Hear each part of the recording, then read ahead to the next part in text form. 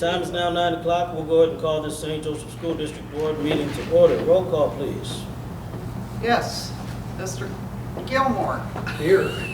Ms. Miller is here somewhere. Mr. Foster. Here. Ms. Williams. Here. Ms. Garcia, she's on her way. Mr. Vandal. Here.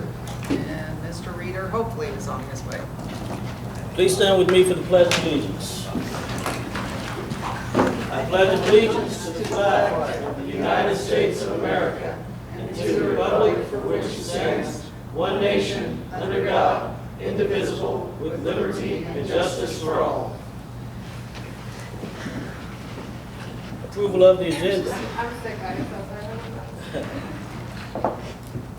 That's you. Doesn't look favorable. Sorry, Garcia is here, and Kim Miller is here. So we need to amend the agenda. We'll add August 10th engagement meeting. So we'll need a motion to approve the amended agenda as presented. I make a motion. In a second. Give me a second, Rick. I'll second. Thank you. Call the vote, please. Mr. Foster. Yes. Ms. Garcia. Yes. Mr. Gilmore. Yes. Ms. Miller. Yes. Mr. Reader. Crickets, crickets. Mr. Vandal. Yes. Ms. Williams. Yes. Well, motion passes 6-0. Okay, items for discussion, media training. Ms. Eileen Houston Stewart.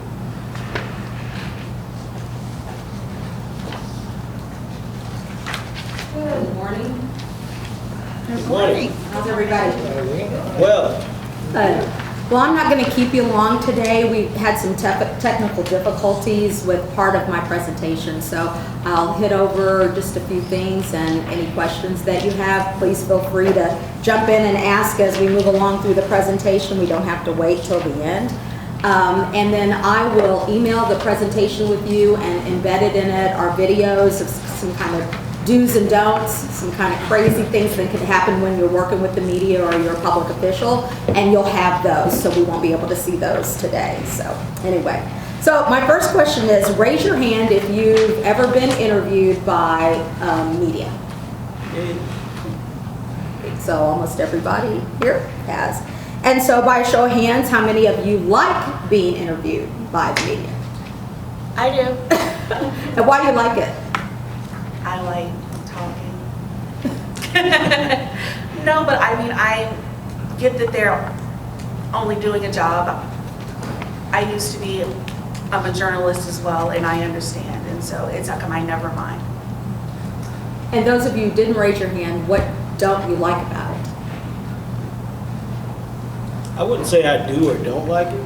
I think it's an opportunity to express your thoughts, and anytime there may be something that's unclear, I think it's an opportunity to clarify maybe why you vote or your viewpoint or on a particular matter. So I guess I look at it more as an opportunity, but not necessarily something I necessarily like or don't like. But that's my perception on it. Anybody else?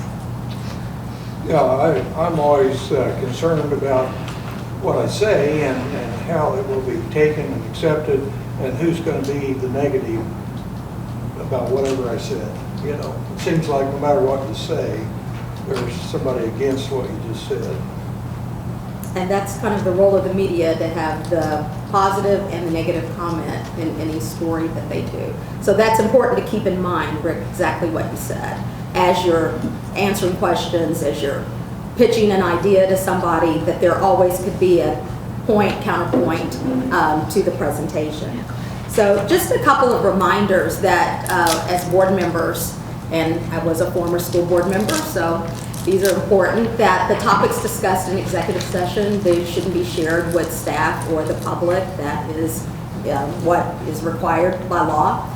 HIPAA, to make sure that protects our staff, and FERPA protects our students based on privacy. So we want to make sure that anything that's said that involves staff or students doesn't keep that privacy as in mind as you're doing those kind of interviews. If you're contacted by the media, just a really nice courtesy, it's not something that's required, but if you would contact the board president, vice president, and the communications department, just to let them know that someone's approached you and you're doing an interview on a specific topic, would just be helpful. For us as a communications department, we track what we do, the stories that run.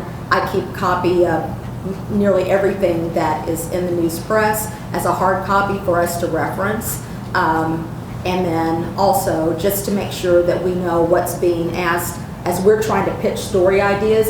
It might be something that you've already covered and I might not be aware of it. So it just helps us in making sure that we know what's going on when the district is in the news. Just a little bit about me before I go any further. Some of you don't know me, you don't know my background, but my first part of my career was spent in television. I worked in 3 different states in television. My last gig was in Cincinnati, and worked with Jerry Springer there at the TV station at the NBC affiliate there.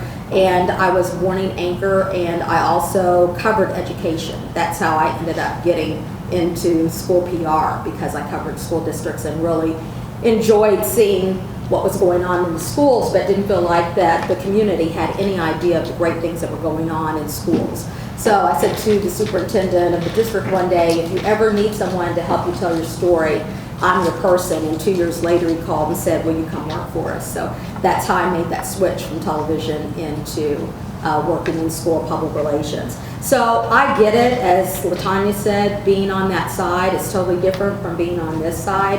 And, you know, really the business started changing in the 90s. That's when everything became really more sensational, more salacious, the better, the more people that would watch, and it's all about ratings and making money. So not only are investigative reporters, that's their job to dig and find the dirt and the controversy, but nearly every reporter is looking to see what they can find, because now what it's based on, because of technology, is the number of clicks that people will do on a story. So the more clicks they get, the more people that they know that are watching or reading, and that is based in most reporters' evaluation. So they keep running track of that. So when you see a sensational headline and the person who writes the story does not write the headlines, I think you wrote headlines at one point. And so the person who writes the story is not the person who writes the headline. So sometimes people are really more upset about the headline that they see as opposed to the story. And sometimes they're really in conflict, but that is really only the hook to make people then read the story. So don't blame the reporter for the headline that you see. Sometimes blame the headline reporter or the editor that does that. We know that reporters embellish events, and I think a real good example most recently was the Will Smith, Chris Rock debacle at the Oscars. I watched that and actually saw it when it happened, and then I was real interested in all the media that came after that, because nearly every reporter said that Will Smith stormed the stage. And if you look back at that, he didn't really storm the stage. He just got up out of his seat and he just walked up on the stage. But doesn't storm the stage make you really want to, if you missed it, you really want to go back and see what that looks like? And if they just said he just left his seat and walked up on the stage, slapped him and left, it wouldn't have the same impact or the same effect. So just keep that in mind too. And one thing that I have seen reporters oftentimes do is pit people in organizations against each other. So an example is a reporter could say to David, yeah, I was talking to another board member and they told me something different. And is that true? Is he wrong? Do you think the superintendent made the right decision? And so don't ever fall into that trap of somebody trying to set you up to pit you against each other. You are one body, and you represent the district, you represent your constituents, but make sure that you don't get caught up in that trap, which can happen from time to time. So if you're contacted by a reporter, I would say never give an interview on the spot, no matter really what the topic is or how comfortable you are on that topic necessarily. I think it's better if you set up a time so that you can prepare, and then you can ask the reporter, well, what do you want to discuss, so that you're prepared to answer their questions. And it's not like, well, I don't know, I need to find out, and I'll ask you, I can give that information to you later. Because they're working on a deadline, they need everything when they're talking to you. So that gives you a chance to prepare. Again, as I said, you represent the board and the school district and your constituents, and you are really never representing yourself or your own opinions or your own interests. We were told the opposite last year. Like, if I had an opinion, the opposite of like our vote, it was okay to tell them I'm speaking only as myself and not as like a whole. Is that? And I think if you Completely choose incorrect. to do that, I think sometimes people don't want to, but if you want to choose to go that route and you want to make it more personal, or they ask you that, I think that it is very clear what you just said, to say that this is my personal opinion, this is how I view the situation, and I don't represent the entire district on this particular issue or this particular, topic. So I think that there can be either or in that. A lot of organizations are like, no, this is just the facts and that's what I'm here to tell you. But as a body, if that is what you choose to do, or as an individual, just please make it clear that it is just your opinion and it's not the opinion of everybody who is serving on that board.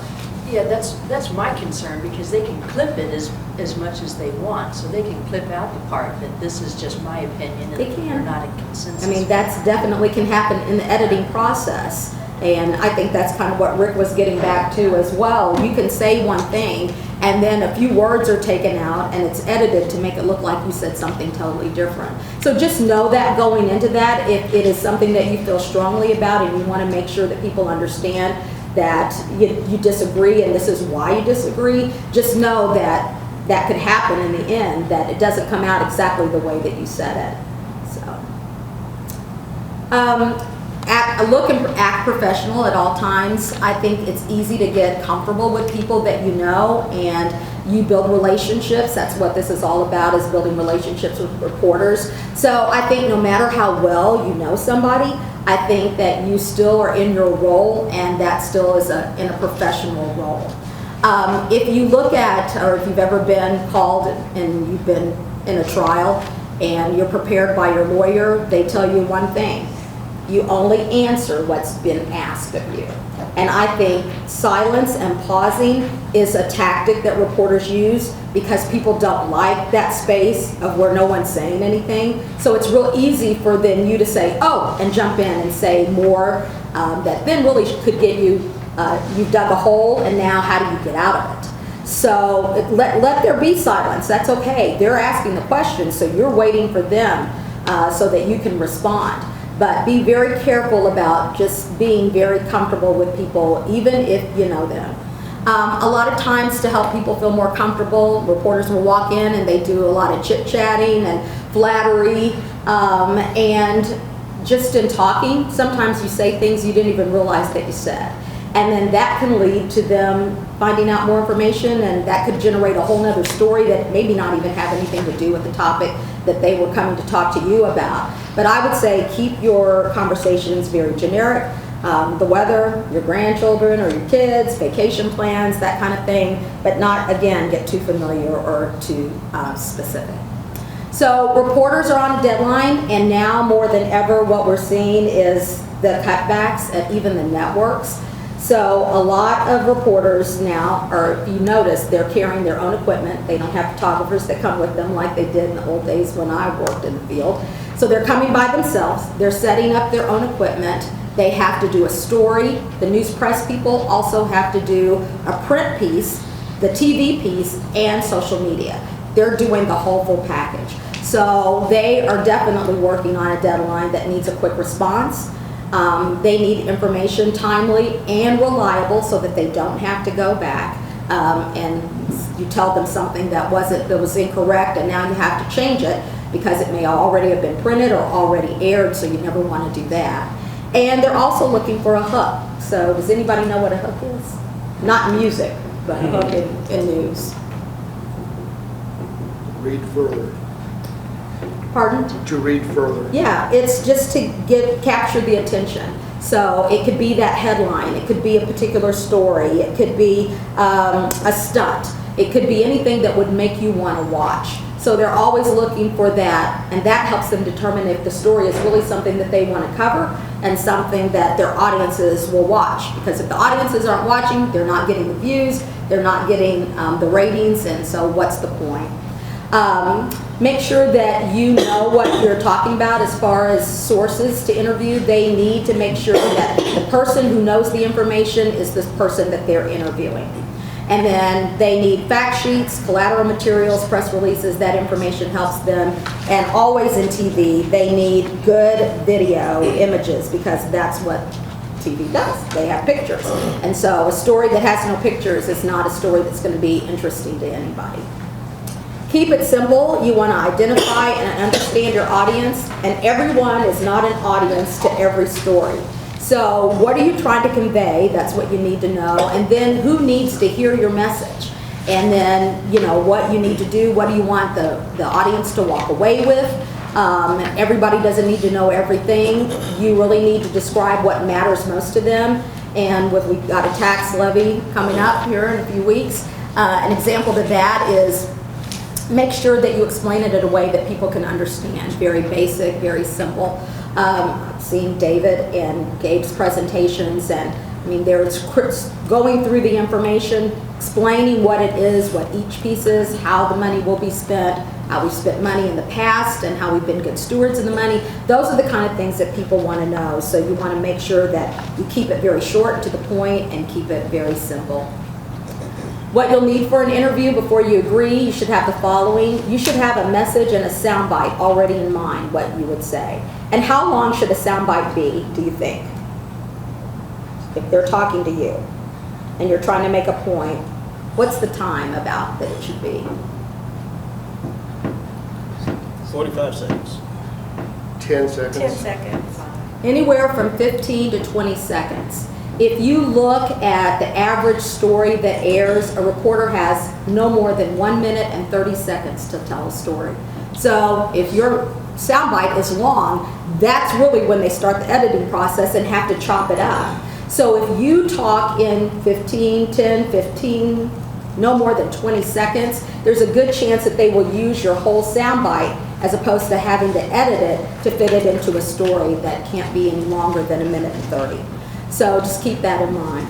You should have talking points so that if you forget something, you have the information, it's categorized so you know what you're talking about as you go through that time of interviewing with them. And always, usually reporters will ask at the end, do you have anything else that you want to add? This is your opportunity to sum everything up, give that to them in just a real short, concise way, and your talking points can help you pull that together. Practice is really important, and I know it really sounds crazy, but have somebody interview you and ask you questions and see how you would respond to it. And then the more that you do it, the more comfortable you become and the better that you become.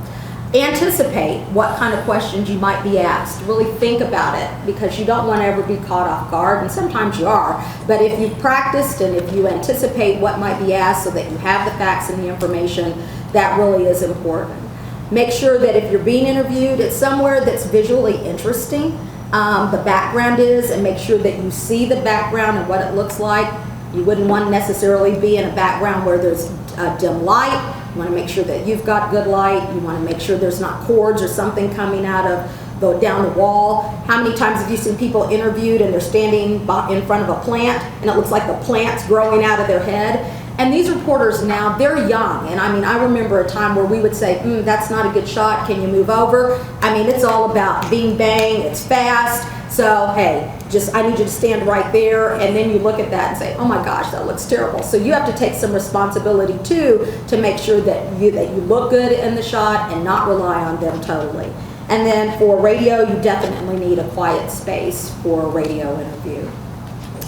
Messaging is really key, and everything that we do, we focus on messaging. So most people will walk away from a media interaction with no more than 3 main points. So make sure that you structure what you're going to say around a couple of points. A lot of people do this point, 1, 2, 3, and just say what they need to say, and they're done. And that helps the reporter then to be able to structure their story around your messaging. And so you want to make sure that you frame what you say, hit those 3 points, then at some point go back and hit them again. People need to hear the same message over and over again to capture exactly what's being said. And then I tell people all the time, because they feel sometimes nervous and, you know, like, I don't really want to do this, and it shows. But you have to remember that it's not them that's in control. You are the one that's in control. You have the information that they need. They're coming to you because you're the expert, and that's why they're coming to you. So you want to make sure that whatever message that you deliver it with confidence, and that you are in control of the information that you're sharing. So we talked a little bit about sound bites already, making sure that it's focused, brief, and succinct.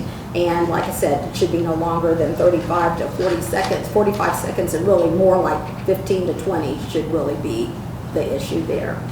So there's three rules of engagement, and this is what you should do. So on the record is all information is fair game that you share with someone. You're quoted, your quotes are named, and you should always assume that the microphone is on. And we've seen a lot of cases of hot mics, especially in politicians. Sometimes they think the camera is off. Never assume that until that person is gone out of the room. You don't ever want to be caught there. Off the record, it can't be used for publication, and this should be requested prior to sharing information with the reporter. I don't really encourage people to do off the record interviews. That information can still be shared. It still can be placed in a story. When you see an anonymous source told me this, that's somebody who has shared information with them off the record. So be very careful, and if you're trusting of the individual who's interviewing you and that you know that they will keep your name out of it, that would be up to you to decide that, but I would really strongly encourage you not to get into off-the-record conversations with reporters. And then the last piece is background. So you're going to negotiate before you interview with them about what topics that you're going to share, and that information can be published. Quotes are attributed by name, and they can include the description of the individual's position within the organization. So those are the three rules of engagement. And when you're being asked to be interviewed, make sure that you ask them what are they looking for on the record, if they're looking for just background, or if they're wanting you to share the information that is on the record. So preparing for interviews, talked a little bit about rehearsing and making sure that you understand your main points. And it's nice to have kind of a personal anecdote or experience that will make that point. So if you can share something along that line. The best interviews are stories. That's what the reporter's doing. They're sharing a story. So it's not just a list of facts and messages, but incorporate a story in that better describes what you're talking about. Everything is on the record, as I said, unless you have a prior agreement with the reporter. You have no control over what the reporter is going to ask, but you have 100% control of the answers that you give. Again, you're the expert with the information, and you need to speak with confidence. I think one of the things that really people will ask sometimes, can I see the story before it's printed or before it airs? And that is just like a no-no. You just never ask a reporter for that information. First of all, they're not going to share it with you. And so it makes you look like a novice if you ask that question. So you can ask them, when's it going to air? How's it going to air? In what format? But not that you would be looking at it for approval of the sound bites or the information that's shared. Just some interview strategies. You want to be conversational and positive. You definitely don't want to be defensive no matter the topic or how serious the topic might be. You definitely don't want to use sarcasm. It may come off between each other, but it doesn't come off when a reporter's asking you something and you have a sarcastic attitude. You want to begin with making sure that you understand the question that they're asking. And if you don't understand it, you need to clarify it. You want to make sure that you're not saying something and they're meaning something totally different, and then they take what you said and place it in that context, and then it doesn't make sense. So you want to make sure that you really understand what they're asking you. Provide examples and be specific whenever possible. And you don't have to answer a question as soon as you're asked. You can pause and you can collect your thoughts and think about it for a little bit. Most of the time it's not live, so they have the opportunity to take that pause out when they edit. but make sure that you are prepared and you're ready to say what needs to be said and not so quickly jump into what's been asked. If you mistakenly state information that is incorrect, stop and say you'd like to start over, especially if the interview is being taped.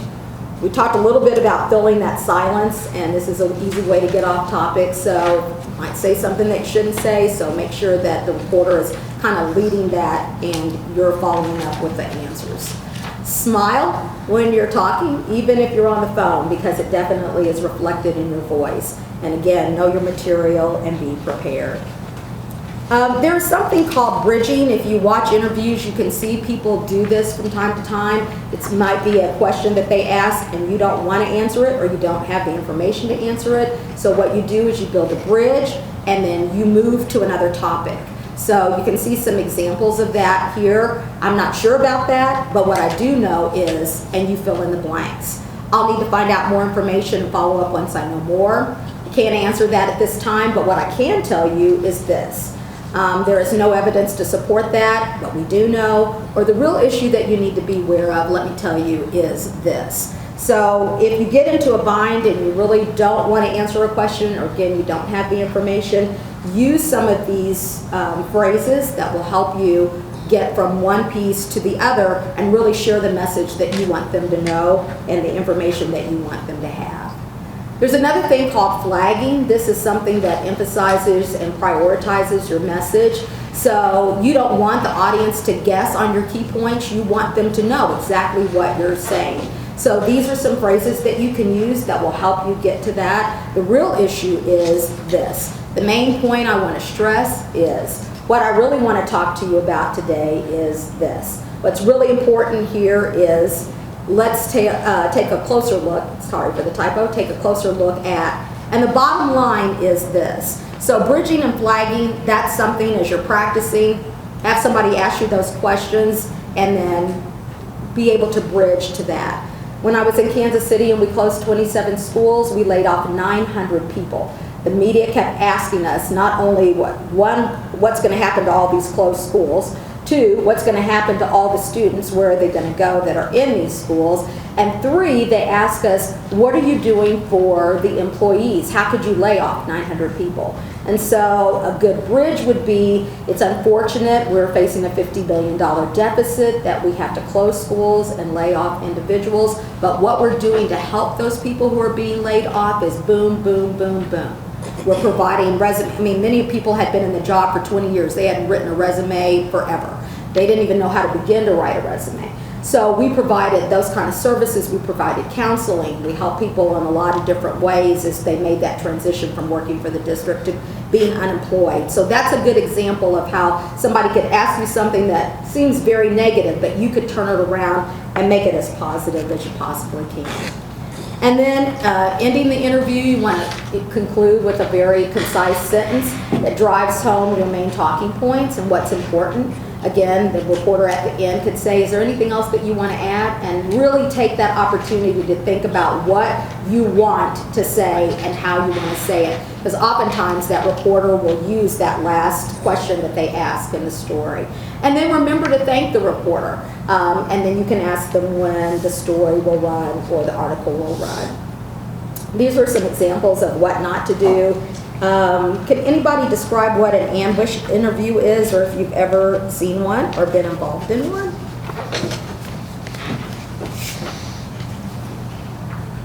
Ever been ambushed? I can speculate Go for it. based off of a lot of CNN and NBC that I've watched. Probably when someone is a hot topic and multiple people from the media rush them and ask them a series of 500 questions. Absolutely. And so no one wants to be caught in that situation. And it doesn't happen in places like St. Joe, but it definitely happens in bigger television markets where really they kind of know your schedule and they just are waiting for you so that they can ask you questions. Most of the time, an ambush interview happens only because the organization has refused to speak on a particular topic. So one of the things is being more proactive, because that's a reactive and you can see the picture there with this reporter behind this woman chasing her through the hallways, and like I said, I'll send you a copy of this so you can see it. But it was only because the organization had dodged the media and had not given them information. So they're going to find out some kind of way, and they're going to lie in wait for you and see if they can get you to answer the questions. So to be positive and to be proactive is to address what they're asking in whatever way that you can tell them. And it may be it's a personnel issue and I can't discuss that, or whatever you need to know or for them to know. But the other piece to that is if you ever get caught in that situation, you want to make sure that you don't run and that they don't chase you.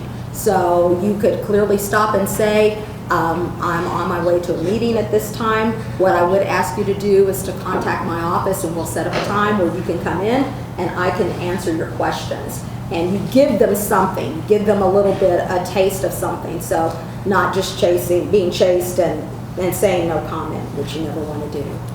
Some interview tips, do's and don'ts. Be prepared and research. Practice, as we said.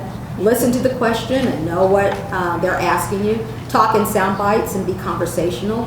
What you don't want to do is go off the record. Never say no comment. No comment looks like an admission of guilt. So you never want to say, I don't have a comment about that. You might say something along the line that I can't talk about that at this particular time. There's more information to come, and when I have more information, I'd be happy to share that with you. You can call my office or call the communications or whatever people in your organization. Avoid fillers, and so's and kind of thing.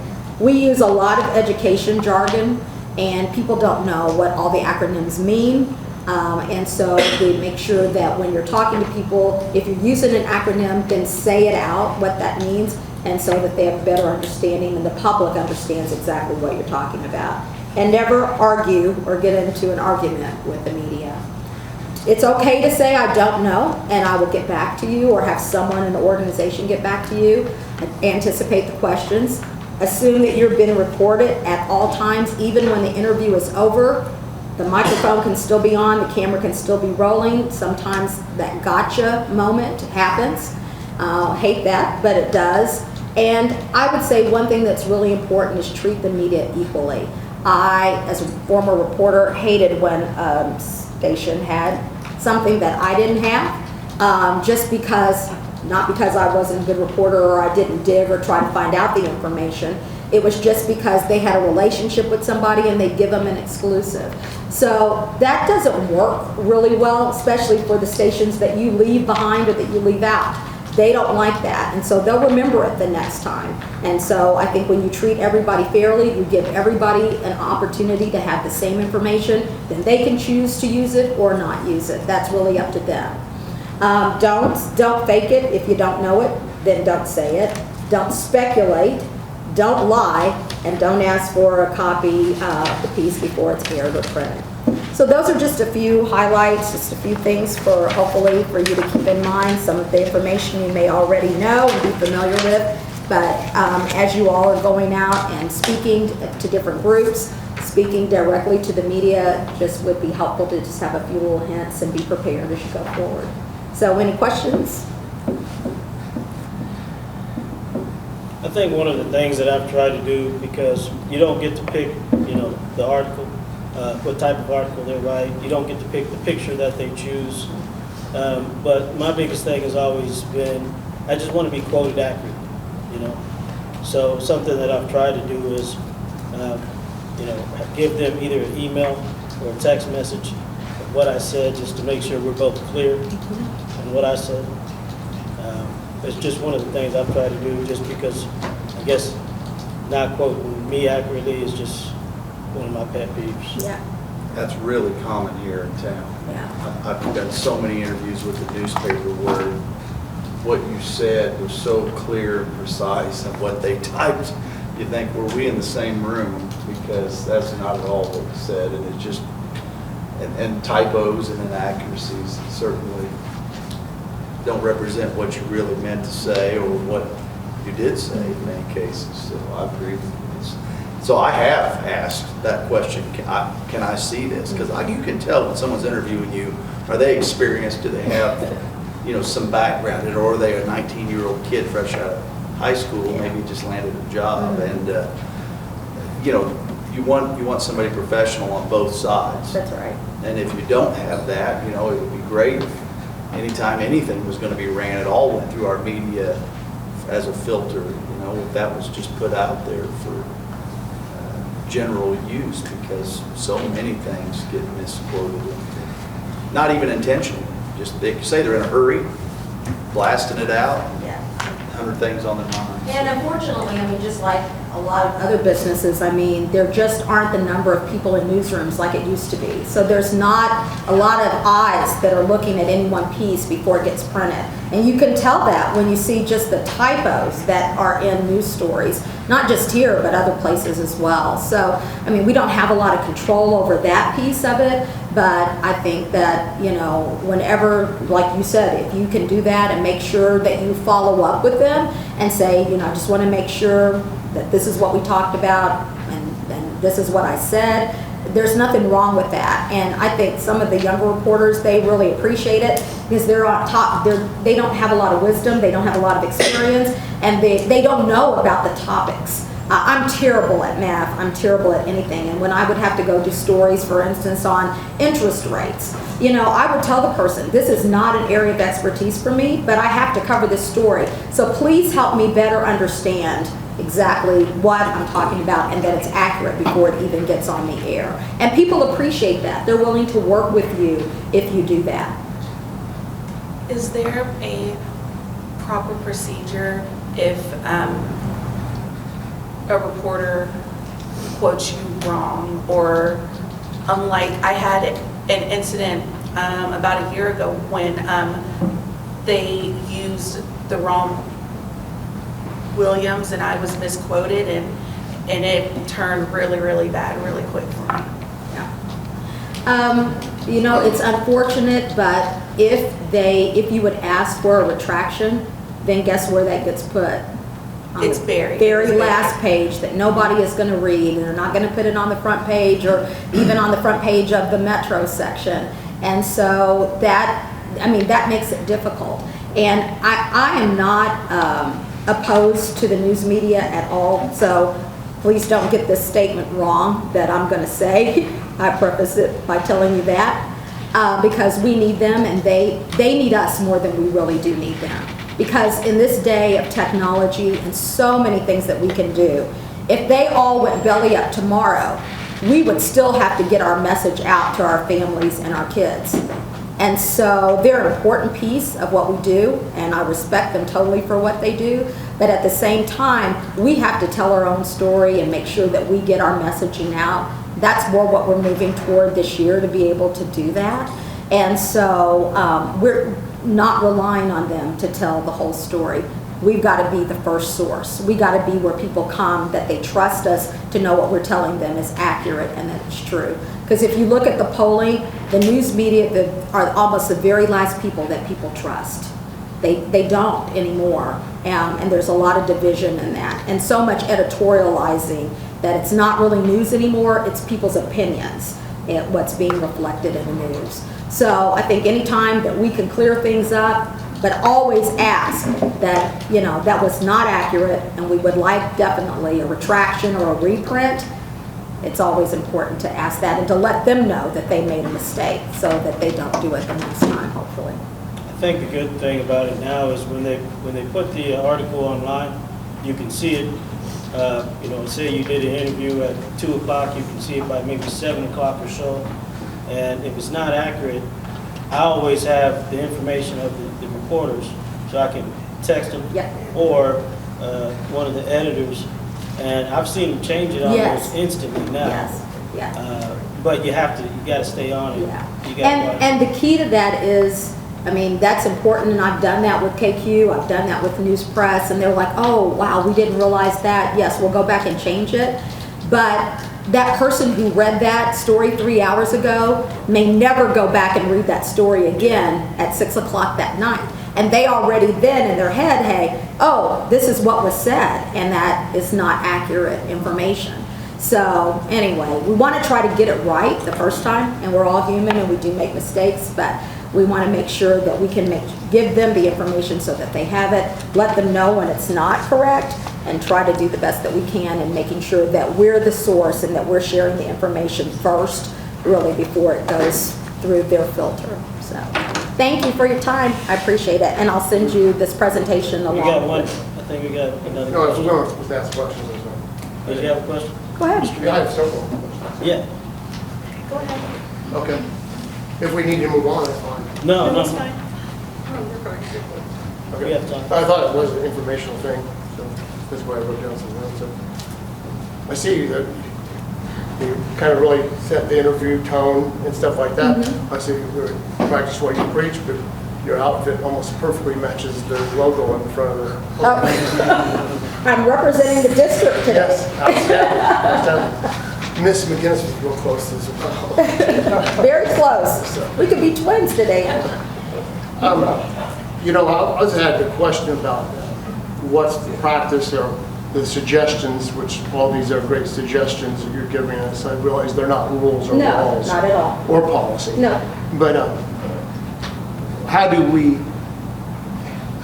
handle the media the proper way when there's a dissenting vote, a 5-2 vote or something like that? How do we address, if we're one of the dissenting voters, the public has a right to know why we dissented and what that was about, so how do we handle that? I would kind of turn that over to you because I'm not, but I don't think that I'm the appropriate one to really answer that. So David, I would turn that over to the board about how do you feel about what Well, yeah, my Mr. personal Reader opinion asked. is we're all elected officials, and I think we have the right to speak to the media. The only thing I would say is, I would ask, is that we all do so respectfully. And like what Tanya said earlier, it's your specific opinion. You need to make sure that you state it as such. You know, this is why I specifically oppose this subject matter or whatever that is. You know, as a board member, not as the board, you can address it, you know, like I'm an individual board member and I felt this way about that issue. I didn't agree with the majority of the board. Absolutely. I don't see anything wrong with. That's something I've tried to do too, because I've also had a no vote, and, you know, the media wants to know why you voted no. I think it's okay, and, you know, one thing I did say was, I said, you know, I don't speak on behalf of the board. This is just my perception, my opinion on this particular subject. And, you know, I personally, I think each and every one of us represent a certain sector of the community. And I think you have a right to speak to the media. I just think we should try to do so respectfully. Does that, Well, yeah, I wasn't expecting the answer to come from David. I didn't ask him a long time ago that.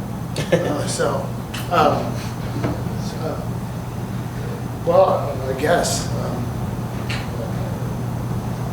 I don't ever notice normally when there is a dissenting vote all the time that they even mention why or things like that. So, and I think, you know, you talking about you spoke to the ambush interview situations. Well, you know, it kind of works both ways on that, because a perfect example of ambush interview that's absolutely killed the school board education in the last few weeks are where we make the front page over people talking about they run the place and we don't even know who they are. By the way, who are these friends of St. Joe School District? That the next day when I get a call from a board member and a high-level administrator not even knowing who this Greg Hatton is, how dare the news press do that to us as a board and broadside us? Any other questions or comments? well, thank you for your time. Appreciate Thank it. you. Item 2, board roles and legal parameters. You want to take a short break and let people get something to eat? Sure. We'll take 5 minutes, and then after that, we'll start with 2, board roles and legal parameters with Dwayne Martin. Okay, we'll go ahead and continue with number 2, board roles and legal parameters with Dwayne Martin. All right. You guys ready? Yeah. All right. Thank you, Mr. President. David and I talked about this a little bit, and he wanted me to kind of cover some legal roles, I should say board roles and responsibilities. Board roles and responsibilities, and get into some of the legal risks that kind of go with that and are associated with that. But we also need to bank a little bit of time because we do have an issue, a specific issue that we wanted to talk about. Yeah. My partner, Rachel Meistad's here, and she's been working on something with the administration and also with the board to a certain extent on the salary schedule issue. Yeah. And so we want to cover that a little as well. So we're going to bank a little bit of time to do that. But what I want to do, and you should have materials in front of you, is spend a little bit of time talking about board roles and responsibilities, and then I want to give you a couple of scenarios. It's easy to kind of talk about these things in the abstract, but it's nice to, okay, let's just throw some facts out there and pretend that this applies to you guys, and we're talking about your board, how's this going to play out, and maybe see what some of the issues are that you see. Now, I will tell you that from my perspective, it's going to be a little bit different than yours, probably in some respects, and that's fine. Coming from a legal point of view, I see things happen a lot that kind of spin out of control. When they go wrong, that ends up in my lap, and so that makes me a little bit warped about some of these things. So as I talk about some of the legal risks that come along, that's where you understand that's my frame. Okay. Some of you know this, but I've been doing schools, representing public school districts since '97. I haven't done anything but represent public school districts for the last 20 years. That's put me in front of a lot of boards, put me with a lot of boards, and as we look at board roles and responsibilities, it is an opportunity to kind of talk to you about some of the experiences I've had where things have gone south, if you will. Things have gone in a direction where it does present legal risk and it presents opportunities for legal disputes. And so that's why I kind of want to go through this. I want to start with kind of an obnoxious question. And you can see it on your slide there. I got somebody come down with it. Okay. Ooh. Imagine up there. But you can see the slide. Are school boards necessary? How's that for an opening question? Do we even need them?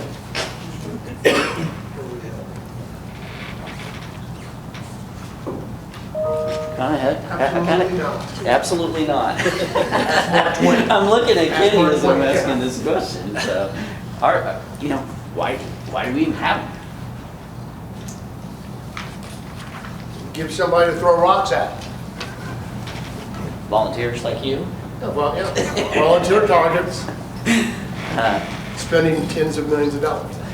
Why do we have boards? Why even have them? I mean, if you were creating this system, would you even put an elected body of seven people out there to do what? Accountability. Okay, things. Okay. Checks and balances. Okay, accountability, checks and balances. What does that mean? Is it do we need to have elected officials to do that? Yes. Through the democratic process, right? I mean, why have 7?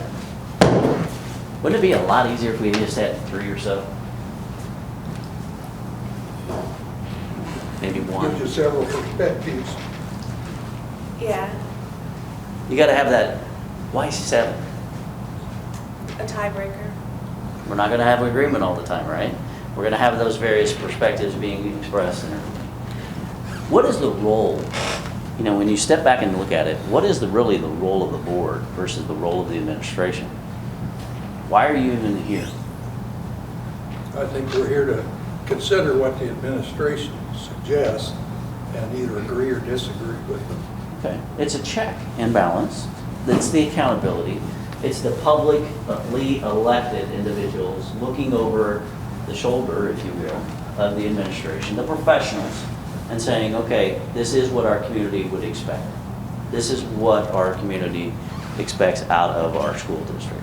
So it's that check and balance that we're talking about. Now, as you look at your board policies, you're going to find that there are a number of different things that are spelled out as your role and responsibility.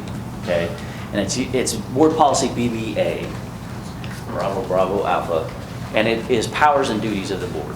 And it's kind of lengthy, but it lays out for you really what the powers and duties of the Board of Education are. This board has decided in the past that this is what we're going to say are our powers and duties as a Board of Education. You look at it, and other districts have adopted very similar language. I would encourage you to think hard about it, though. I mean, is it really what you want to say are your powers and duties as a Board of Education? These, in particular, vis-a-vis an administration. Who's going to do what? Now, when you break this down and look at it, thank you. Sorry to be such a problem here. We'll see. Okay. When you look at this, it talks about general supervision. It's the purpose and role of the Board of Education to exercise general supervision of the district to ensure that schools are maintained as provided by law, policies, etc. What the heck is general supervision? This is your policy language. What do you think is general supervision? Governance. Okay, governance and oversight, right? Those two pieces. When you look at the list of duties that you have, and when I say duties, there are several areas of responsibilities that are carved out under your board policy that are listed out as such. Let's look at this list. These belong to the board. These are the province of the board, not the administration, the board. And that is legislative and policy making, executive, appraisal, provision of financial resources, staffing and appraisal, public relations, education planning and evaluation, and judicial. Now let's talk about this. If you look at these items, these are very general in nature. These are at a very high level, and they kind of fall into two buckets, governance and oversight. Those governance pieces would go to things like legislative and policy making. You make the rules. By statute, this board is authorized to make all needful rules and regulations for the governance and control of the district. Okay? That's your state enabling legislation that says this is what the body's going to do. You make the rules, but you don't make all of the rules. What do I mean by that? Well, if you look hard at your board policies, you're going to see that you actually promulgate a lot of rules and a lot of it, but there's a line there. You don't get into how to. You make policy statements and you talk about what the position of the district's going to be, and you maybe even carve out some very broad sweeping rules about how things are going to work, but you don't say how to, because the procedures really belong to the administration, right? You tell them what's going to need to be done, they figure out how to get there. Now, you may also have to give them the standards that you expect, right? And so all of that kind of goes into that governance piece, and you'll see some of these things. Now, when you look at what this says in your board policy about executive, what does it say? That's your executive, right? Not you. What it says is you hire and you evaluate the performance of your executive. How do you evaluate the performance of your executive? Goals. They perform Goals. the tasks that we ask them to do. Okay, so let's just say hypothetically that you've got a new superintendent in the saddle, and you have an evaluation cycle that ends maybe about 6 months from now, roughly. So we've articulated what our priorities are to be accomplished in those 6 months, and we're going to measure, and we've provided the metrics that we're going to measure the performance by to meet those priorities and those goals and objectives, right? Just something to think about. Maybe we'll talk about that this afternoon a little bit. But the executive piece, you have to understand, you're not the one executing anything, but you dang well are responsible for oversight of that execution. That's the piece that is, a lot of times boards, I end up with that, well, it's kind of hands off. Well, you're not rubber stamping everything, but at the same time, you're not doing it, okay? So just remember that that's kind of where that line is. Appraisal. This is something that I think boards, when they really stop and kind of step back and think about it, This is something that is, it takes some fine tuning sometimes. And what I mean by that is that when you are appraising things, most of that information should be flowing through the administration to get to you, right? That's how you evaluate performance, and it kind of comes back to those metrics we're talking about and hitting those goals that Phil mentioned. But you also have to have some feedback from the community too. Go ahead. I was going to say, we get a lot of feedback emails from teachers in the organization, parents, their opinions of decisions that we make. And that helps us appraise our situation as well. And I would encourage you to kind of keep all of that in perspective. Remembering we serve how many kids here and how many parents are associated with those kids. And, we have maybe a handful that are upset about this one issue. And it comes back to that priorities, goals, and objectives, right? That's true, but then again, we base decisions on maybe 100 people showing up to tell us what we should build for the future. Right. But they're the ones that were willing to come forward and say that this is an issue. Well, Right. that's why I think you should consider what everybody says. And we can kind of go into the philosophical discussion that goes with that. There is a balance there, right? Understanding that you've got some stakeholders who are passionate enough about an issue that, hey, we need to be responsive and understand that, but at the same time, not going to the point where we're engaging in doing just what a special interest group wants us to do, or what individuals want us to do. And part of the reconciliation of that is really incumbent on the administration to focus and filter some of that out for the board. But the appraisal piece that we're talking about, I'm really talking about, have you set your priorities, objectives, and goals, and are you using metrics to kind of get to determine whether or not we're getting there, okay? And so that's a piece that I think is probably where I see boards not follow through enough. Provision of financial resources. Every expenditure is approved by this board. You've got to make sure that you are providing the financial resources to make to those priorities, those goals and objectives. If you're not allocating the money the way it needs to be, and it doesn't line up, if you say, okay, here are our priorities, but you're not lining up the money to make that happen, well, you're probably not following through on what you need to as a board. Staffing and appraisal, every single hire has to be made by the board. Again, going back to those recommendations that are made to you, but it is a final decision from the board. PR, I'm not going to spend a lot of time on that. I think Eileen's covered that ground this morning. But education planning and evaluation, certainly that's something you're going to lean very heavily on your professionals for, and need to, because that's why you have them there. But you are a final decision maker when it comes to those things. Judicial, what is that about? It's important to remember that, and I'm going to say this, and hopefully it sinks in. It's hard to wrap your mind around this completely when it's initially said, but you really, as a board, are very seldom ever going to deal with individual issues. Individual students, individual personnel. By your policy, now I'm not going to say what your practice may be or what you want it to be, but by your policy, individual issues should be dealt with vastly by the administration. There is a mechanism for getting board matters to the board. That's what it means judicial. You are a court of appeals, not the ones that deal with it firsthand. And otherwise, you'd be dealing with all of these things that you've hired the administration to do. So the judicial part of it is, okay, if there's a process for something getting to the board, it's because that's a board matter. That's something that the board is the final decision maker on.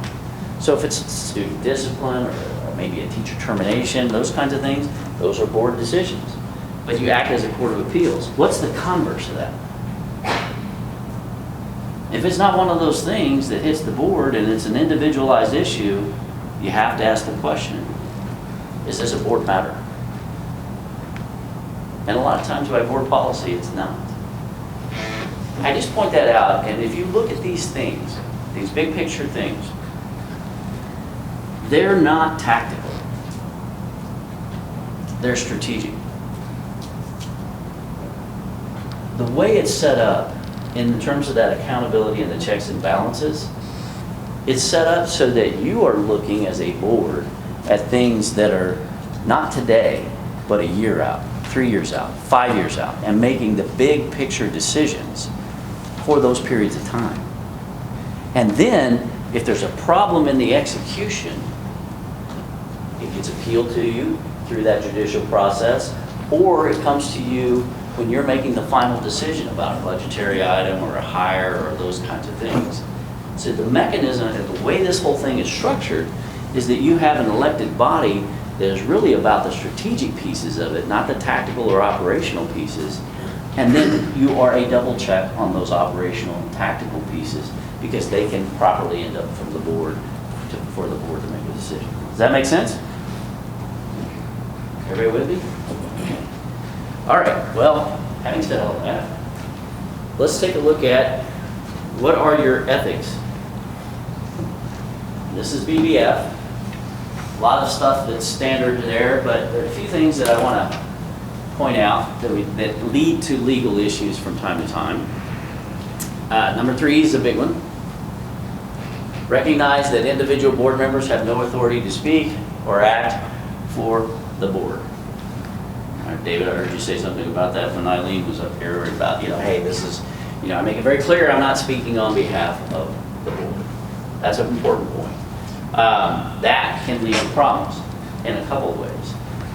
One is if we fail to make that disclaimer and say, hey, when I say this, I'm speaking for myself as an individual, not as the board.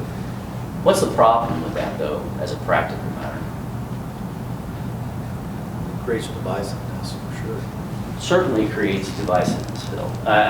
Especially if the board has decided something, and then a board member saying, yeah, I don't agree with that, that wasn't me, kind of thing. That creates a lot of difficulties going forward in your decision-making process. The other thing is, as a practical matter, do you ever really take your board member hat off? You really don't. Hey, you can say it 10 times. I had Rachel and I had to deal with one not too long ago where we have a board member that was posting things on social media, and I'll just say it, they were discriminatory. And that whole thing stuck to that board as a whole. It couldn't help but. So understand that, yeah, even though you may make those disclaimers, it may not be effective in really doing what you were trying to do there. Okay, delegate authority to the administration. We talked a little bit about that. We're going to talk about it a little bit more in a minute. I think that from those pieces there, one of the things that gets a little bit tricky too is number 6. And I didn't catch the beginning of Eileen's, maybe she covered some of this ground, but encourage ongoing communications between board members and stakeholders. That's a tough. What's a stakeholder? Really, it's anybody that has a stake in what's going to happen, an investment, if you will, in what's going on at St. Joe School District. And so, we think primarily of stakeholders, in most schools, we're talking parents, students, staff, and then patrons, taxpayers as a whole. And then it actually even can extend beyond that. But that's usually who we think of when we're talking about stakeholders. Now, if I was being a snarky little lawyer, like I would have said, well, it's your policy. You tell me what your language means. But no, that's typically what we think of is in terms of stakeholders. What do you think of this? Well, I think that covers it pretty much. I don't consider stakeholders somebody that's left our community and comments on our processes and our successes and failures. Typically, we wouldn't. There have been occasions where that might be argued, and they might have a vested interest in what's going on. I could give you a concrete example of involving a school mascot where somebody had gone to school there and then they left. came back and raised an issue about that, that might be a good, Well, that's just a hypothetical I'm example. thinking more of people that are critical of our school district that don't live in our community and haven't for several years. Right, and they just want to kind of take pot shots at us. Take and pot everything. shots, yeah. Well, but it goes to the weight we're going to really assign to that, right? I mean, you're talking about people that probably don't have as much of a voice because they're not here, and they've kind of said, okay, well, I'm not as invested in the community. All right, there's another, there are 16 things total on your ethics stuff, so I'm going to get through a few more. Sorry to rush some of this, but the 13 becomes pretty important too.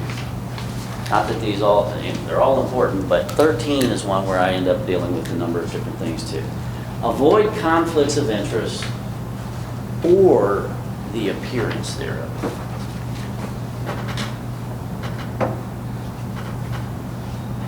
Okay, it's your language. The appearance thereof. What do you think? What does that mean? Even if it's not truly a conflict, if others are able to have a look at it as a conflict, you should avoid it. So, exactly. So we've got somebody that's a reasonable observer of what's going on, and they would think that, okay, that's kind of a conflict because you have this interest here, and you're trying to make the decision for all of us. That's a problem. Where that line is, Tanya, I think is hard to draw sometimes. You know, how far does that spread out? Because the appearance thereof, I mean, it is kind of in the eye of the beholder in some ways, right? But we try to look at it from the point of view of, okay, do we have a reasonable observer? If they were looking at this, they would think that it's a problem. That's probably one that I see a lot of information, a lot of problem from our board members. Not so much on the conflicts of interest, because when it talks about conflicts of interest under the law, at least, that's really contemplating financial conflicts of interest. But when we start talking about the appearance of a conflict of interest, it goes to more of what you're talking about, where it appears that you've got some sort of personal interest in this issue that may cause you to have a problem in deciding objectively for the district as a whole. Okay. Without using any names of any other districts, could you give an example Of the appearance thereof? of both? Well, I think we probably are more, we Sure. probably understand more what the real conflict of interest could be. The appearance would probably be more. Okay, let me give you a concrete example just off the top of my head. If you have someone is elected as the, let's just say that they're elected and have run on the idea that they are the, quote, champion of the teachers. And maybe they have immediate family members that are on the teaching staff of the district. And then something comes before the board and that would kind of pit the teachers versus maybe, loading compensation to the teachers versus support staff. Well, how is that going to appear? It's going to look like that person probably has a conflict of interest. It kind of comes down to this, the scope of it and the nature of it, and it gets very cloudy when we start talking about the appearance thereof. Is it a true conflict of interest? Probably not. Another concrete example would be, in the past, I've had, where you have an individual was wanting to work for the board had a consideration of hiring a particular contractor to do some work for the district, and the board member was just hired by that contractor. And so people looking at it from the outside were looking at it going, this isn't right here. This looks like there's some quid pro quo in some way. And so that's another example that I would use. 16, and then I want to get to some fact problems here. 16, refrain from divulging confidential information presented during closed sessions except when required by law. That's one that we end up, from a legal point of view, end up dealing with probably more than any of the others, frankly. Because that information gets out there, and once it gets out there, you're basically educating your adversaries a lot of times. But it can also put the board member in a pretty bad place, potentially exposing them to liability, but more likely than that, inviting themselves to be a witness and be deposed and cross-examined at trial too. So those are not fun things to do if you do that. Okay, I want to give you some facts here to chew on. But before I get to that, you do have a board policy regarding the official role of the superintendent. I just wanted to point that out. The bottom line is, everything that's not in the board's responsibility is the superintendent's responsibility. That's probably the easiest way to look at it. All right, scenario 1. This is where it gets to be fun. All right, because then I get to ask you guys questions about what you think of my little fact pattern here. This spring, let's assume the board hired a new superintendent, Dr. Berger, to replace the retiring superintendent. Dr. Berger has been generally told by the board that he needs to concentrate on student achievement, staff welfare, and financial responsibility. The district has a strategic plan that includes strategic overarching goals, but there's no discussion as to how the plan will be implemented or how it will be used by the new administration. So Dr. Berger, he starts making a few changes, and things that he sees as low-hanging fruit, things that can be readily changed that are maybe viewed as wins for him and wins for the board alike. But quickly, Dr. Berger recognizes that evaluation of the teaching staff has not been a priority in the past.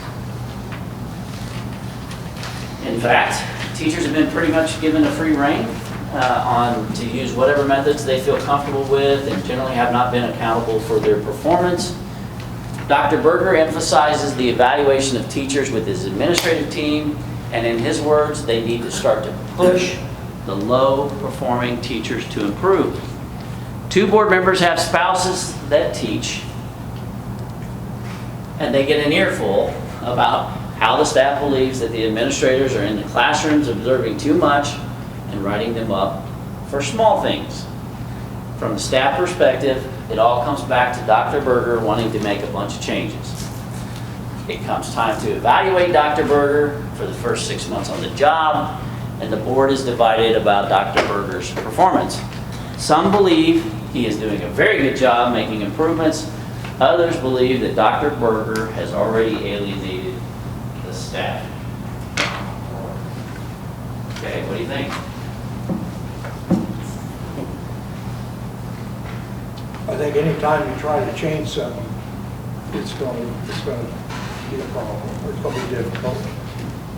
And culture is built in everywhere you go, and if you try to alter that culture, it's a challenge. Certainly have to be mindful of a number of things, right? One is that, just the pace of change, right? It can be pretty important, especially these days where people feel so unsettled. What else? When you're making those sorts of change, Dr. Berger thought he was executing on what? Goals that were set for him. Well, did they give him goals though, Phil? They told him the priority was student achievement, which was among those 3 that were listed there, right? But was there an articulation of goals? Not in what he implemented. Not in what he implemented, but are there even goals? It doesn't look like to me, I talk about the strategic plan being kind of, okay, overarching priorities, but They're too vague. Yeah, there are no goals, they're not measurable, there's no timeline, no details. they're not SMART goals, right? You guys familiar with the acronym SMART, for SMART goals, right? And so, when you look at it, he went and did what he thought he needed to do. So how is the board going to evaluate this guy 6 months hence? They really can't, because they didn't really give goals in which to evaluate him on. Kind of a matter of opinion. Yeah, I was gonna say that's all they're going off of now, and that's not really, it's not really all that fair to them. Those are very general goals, but maybe the board should have requested for Dr. Berger to come up with a plan on how he's going to achieve that before he started implementing everything. And let's face it, I mean, a new administration, it's challenging because there has to be an assessment phase, there has to be kind of a listening exercise as a part of that, and there has to be an opportunity to kind of assess fully. You can't do that necessarily while you're building, you're building the plane in the air at that point, right? And you've got to, as a board, how long do you have before you have to sit down and evaluate them? Really, it's usually December, January that we're talking about, right? So when you normally are setting up how you would evaluate the superintendent, the best process is to have your strategic planning process, understand what your priorities are, get to the point where you've articulated objectives, and then you have goals. That process really is a part of the board's responsibility to focus and filter. Because if you're not setting those priorities, then your administration's left to try to decide what the priorities will be, right? That's even more condensed when you have that first evaluation cycle that's only about 6-7 months. And in my opinion, if you don't reduce it down to, 3 priorities, a narrow window of, okay, what has to be accomplished, then you end up with this kind of thing. And it's fine. Dr. Berger was operating in good faith, right? Trying to fix what he perceived to be a problem once he got in there. But it sounds like there was also a disconnect between that and what the board was wanting overall. Because the board wasn't the one to filter that process and decide and narrow those priorities. Let's face it, in a district of St. Joe's size, you're going to have, lots of priorities. Agreed? Everybody agree? When you go through that strategic planning process, it's hard to kind of narrow that field. And if this board isn't the one that's narrowing the field and channeling those priorities into your evaluation of your superintendent, who is? You're no longer the governing body that's kind of setting the strategic direction for the district. Just something to think about. And it leads to lots of issues like this where we end up having legal disputes surrounding the whole thing with his, the spouses were putting pressure on the board members, and we end up with does that look like a conflict of interest or an appearance thereof? I deal with this a lot in almost every school district. It's, there's somebody, there are personal connections with people on the board. They get an earful. Is it wrong to act on that in the way that they have here? Not everybody wants now. Yes. Go ahead, Rick. You're thinking about it. Talk to me. It's a difficult situation. It's going to be 50%, but usually 50% agree with you and 50% don't anymore. Those are good numbers these days. It's a very simple issue. It might be 30% agree with you and 70% don't. The reality is people just don't want to change the way they do things. That's the reality of things. They like to have a routine and keep that routine. And I think the goals that we set for Gabe, we aren't speaking about those presently, but I know in my mind what I'd like to see done. How we get there, I don't know.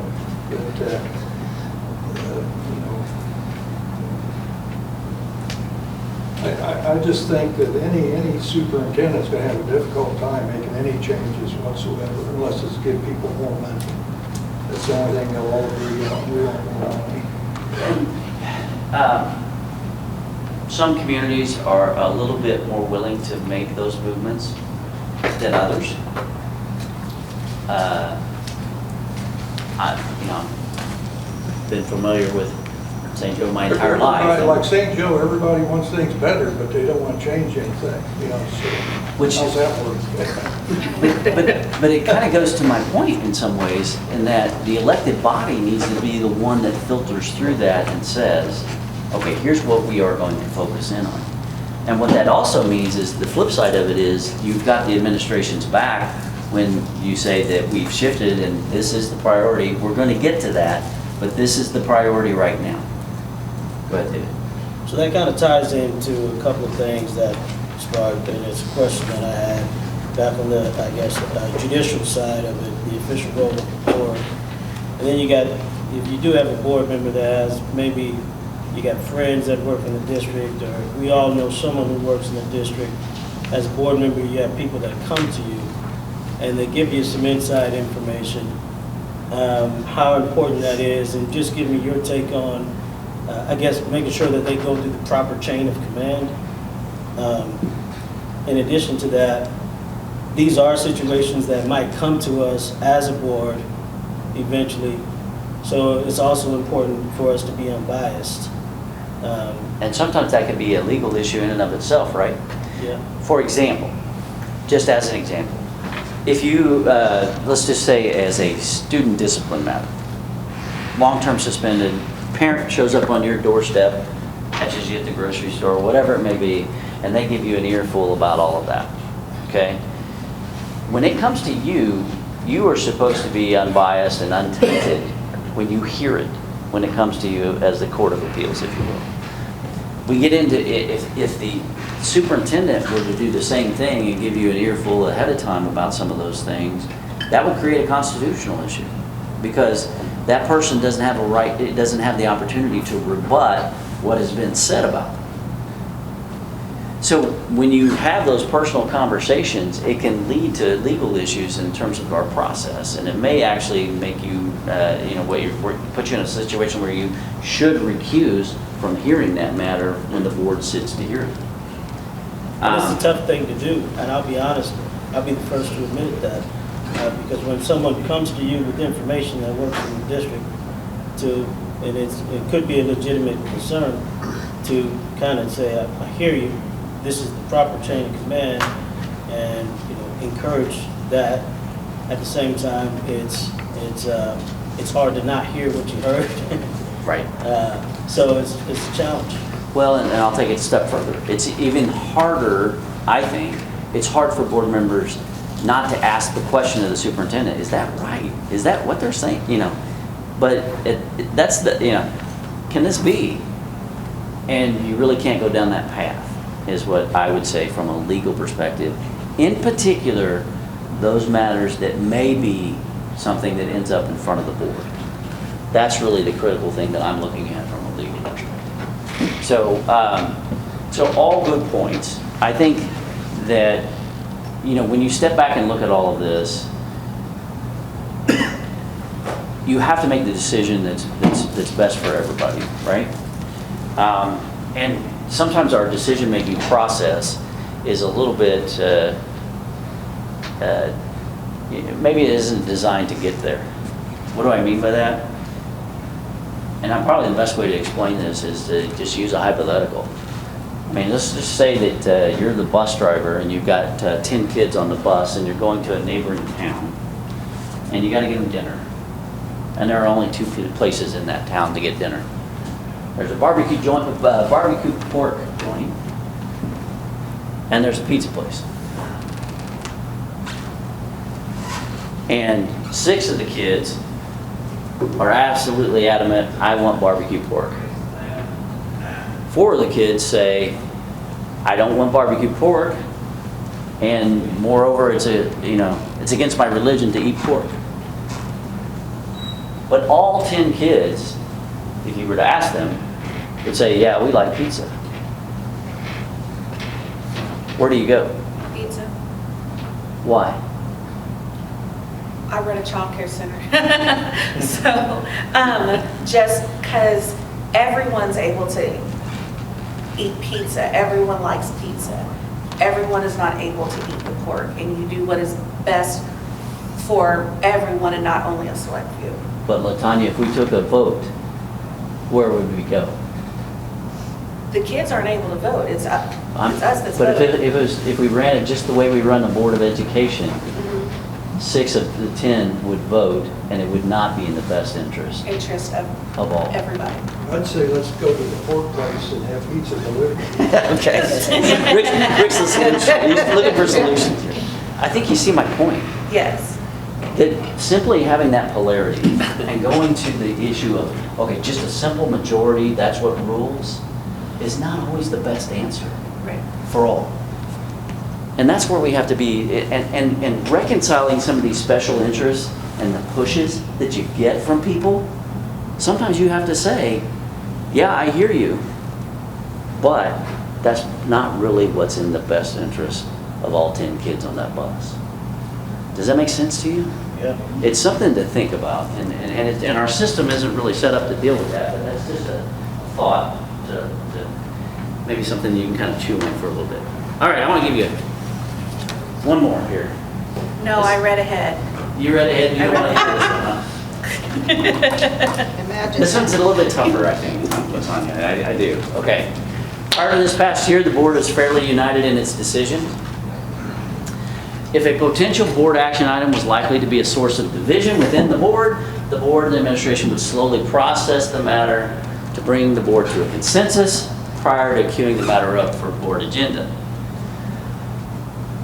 Throughout the past year, the board has been faced with many decisions that are tied to COVID-related decisions. The board tends to split 3-4 along conservative progressive lines. These voting blocks are starting to carry over to other decisions. Board member Patty frequently posts items on social media on a variety of topics, ranging from the most recent social issues to board actions at the last meeting.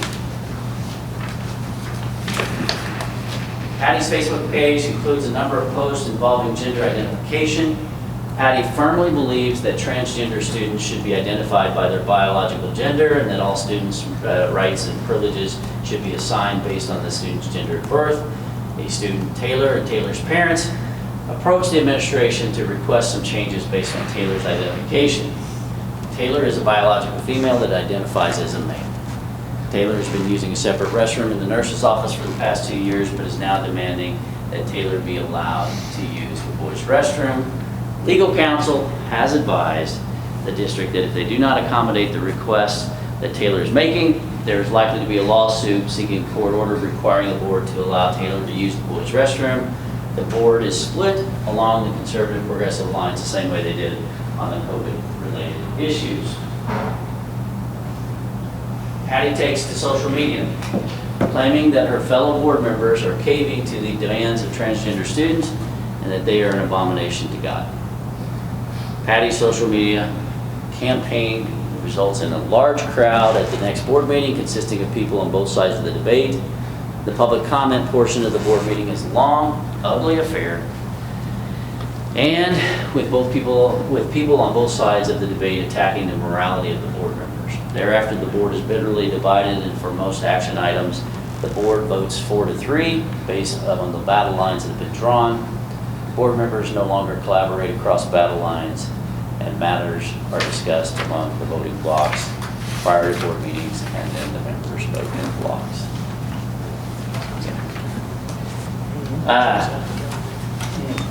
I just threw that one up there. I mean, I could have picked any number of issues to get into, but when we unpack this thing, and you look at your board member ethics, you look at some of what we were talking about in roles, what strikes you about this hypothetical?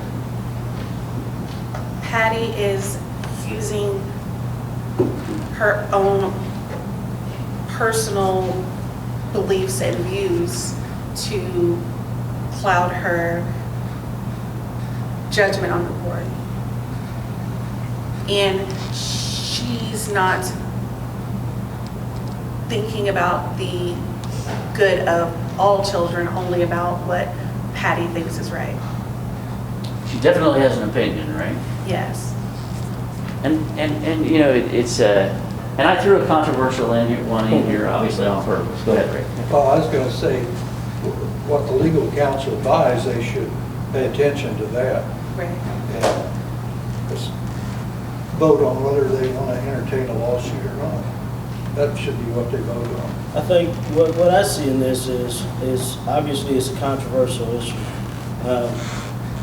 Deeper than that is, you know, whichever way you believe on this particular matter, the professionalism is what I think I would hope to, you know, I would like to see. I would like to maintain professionalism if I disagree with someone. And I think you see the same thing in the House as far as Democrats and Republicans. They divide on some issues, so then they can't work together on any issues. And I think you still have to keep in mind, whether you disagree, you have to disagree. In my opinion, you should disagree respectfully and professionally to maintain the integrity of what it is that we're all about. Yeah, my concern is that, you know, each of us do represent a certain portion of the community in a sense, by our backgrounds, our personal beliefs, whatever that is. And not saying which way I would go on something like that myself, but just use that as a scenario.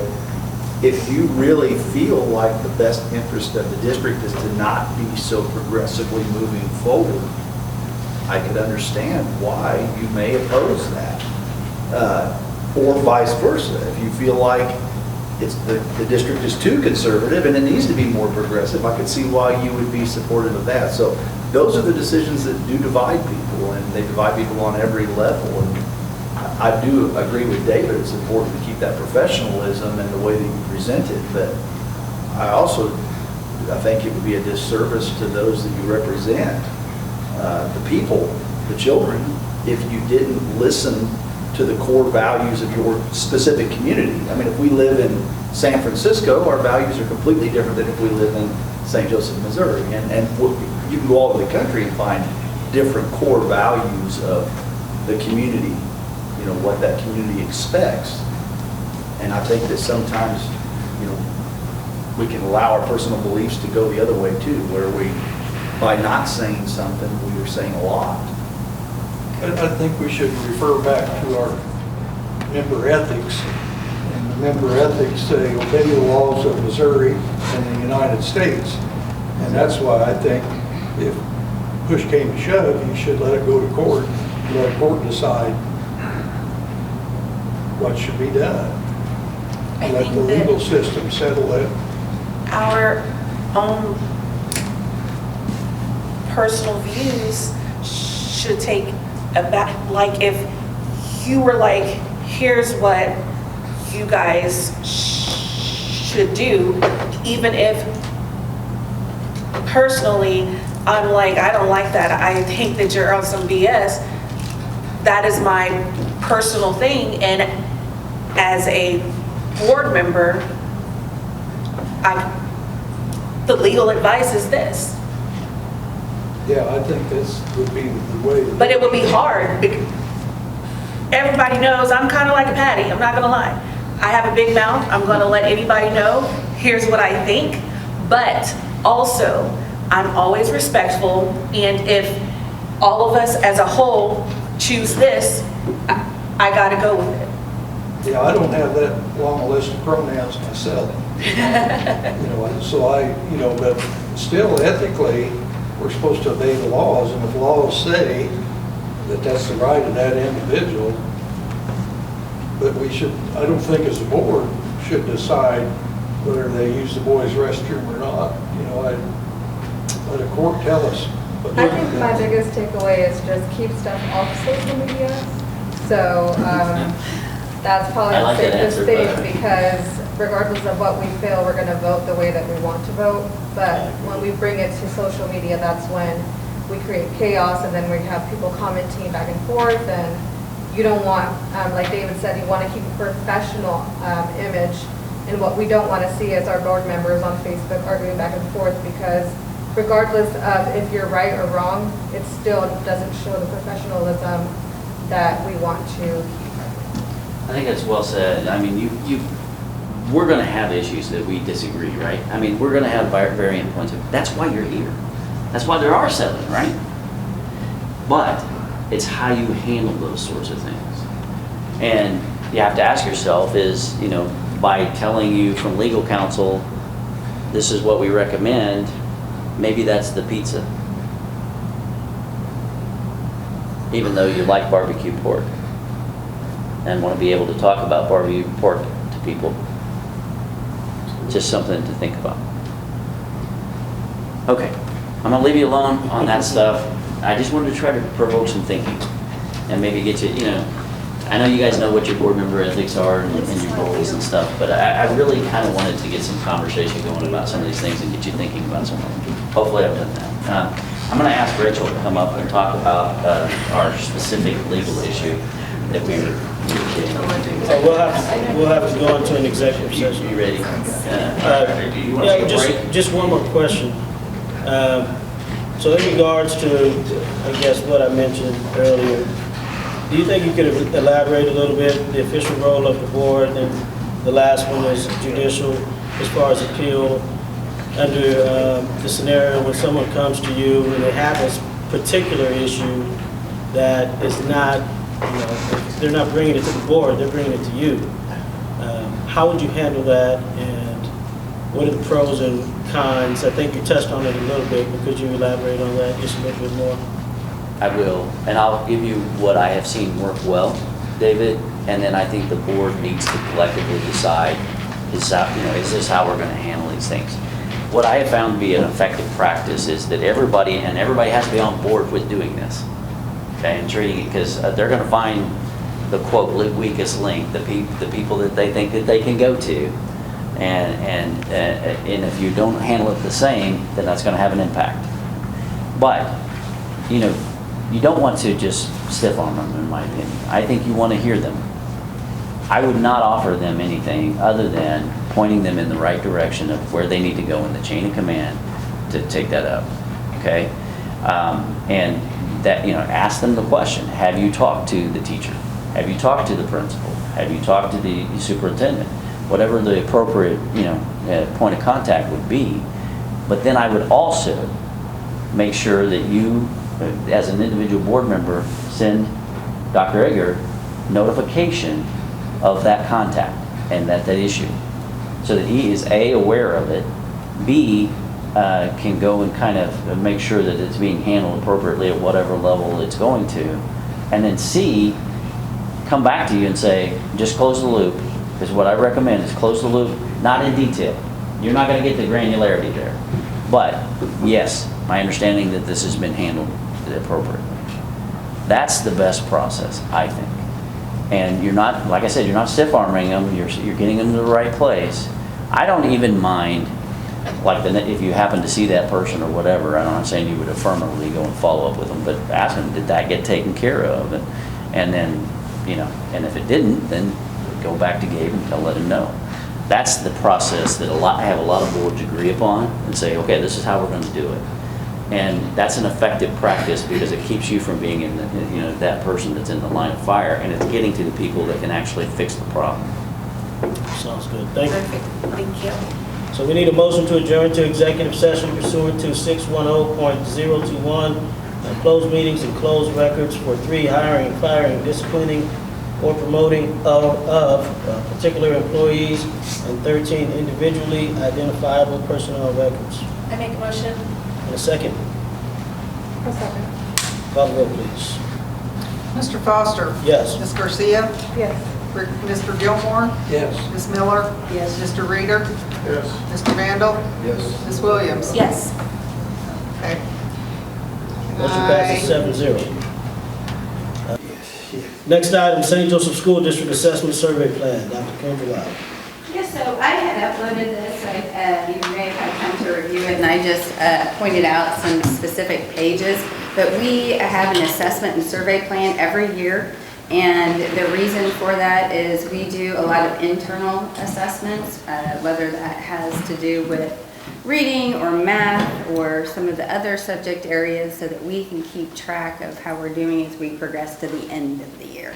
And so we monitor student growth and we monitor, how students at the high school are doing on testing as they run up to the end of year course exams and those kind of things. It also has to do with the ACT exams, AP exams, things like the ASVAB that folks take for military entrance, and just a variety of things that we do to ensure that students either have the opportunity to take assessments that inform their next steps, or we have formative assessments that help teachers shape instruction during the course of the year.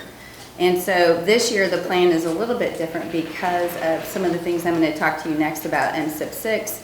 We've just really ensured that we have all those components as well in our assessment plan this year.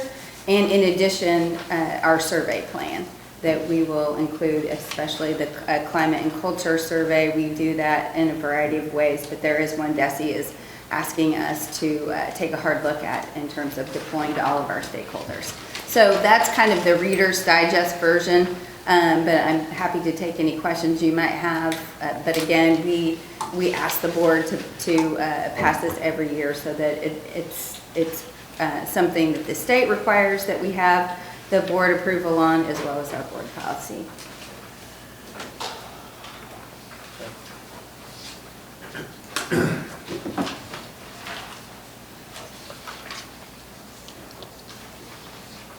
So this is our separate presentation that I'm going to give you, yeah.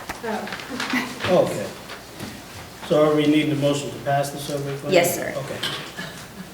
I didn't know if you were combining the two. Pass the survey plan. Yeah. You missed that, 6? No, this is just the assessment and survey plan, and then I'll roll into giving you an update, and you won't, this is not for approval. This is our plan for, our assessment plan for the year. So they're two separate items, only one of which would require board approval. Yeah.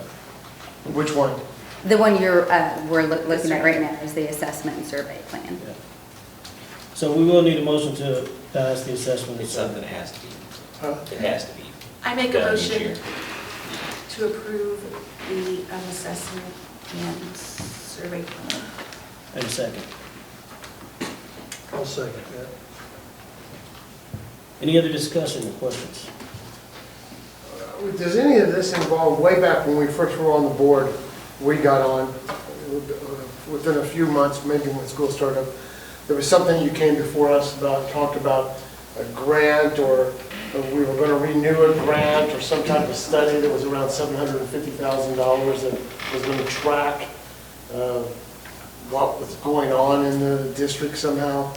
I don't know if it's academics or culture or attitude or what, but it was. It's probably iReady, but no, this has nothing to do with that. Okay, what was iReady then? It's a measurable, well, I can speak to it. But we hired somebody else to do that though. No, it's a program. iReady is just how we deploy our internal exams, so that we know how students are performing without needing a math test to tell us. So that would be the only thing that would be somewhere in it. It's not In that range. in right. that range, but other than that, I didn't have anything in my budget that was close to that amount. iReady would be the only thing that was that amount. And that is something that's around 750? I think it was actually more than that. It was a Well, but it 3-year was contract, right? it was a 3-year contract, yeah.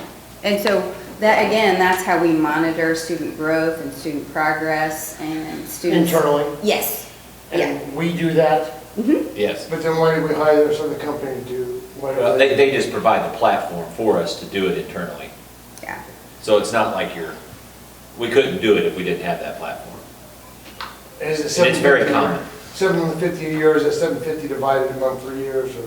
The contract would have been over a 3-year period. I can get you the exact amount. I don't think 750, I think it's more than 750. Yeah. Per year? No, Total. for the 3 years. Okay, yeah. okay. Yeah, total. It's an instructional resource as well. Well, thank you for trying to clear that up. 'Cause Yeah. I asked you about it a week or so ago, how these two things intermingle with what you're doing with your, Yes. and this, and Yep, all that kind of and stuff. that will become more and more clear. Yeah, okay. So I was looking through this. It seems like a lot of this applies to, teachers gaining information about individual students' strengths and weaknesses. Is there anything in here specifically for teachers where they can survey, where we ask teachers a series of questions,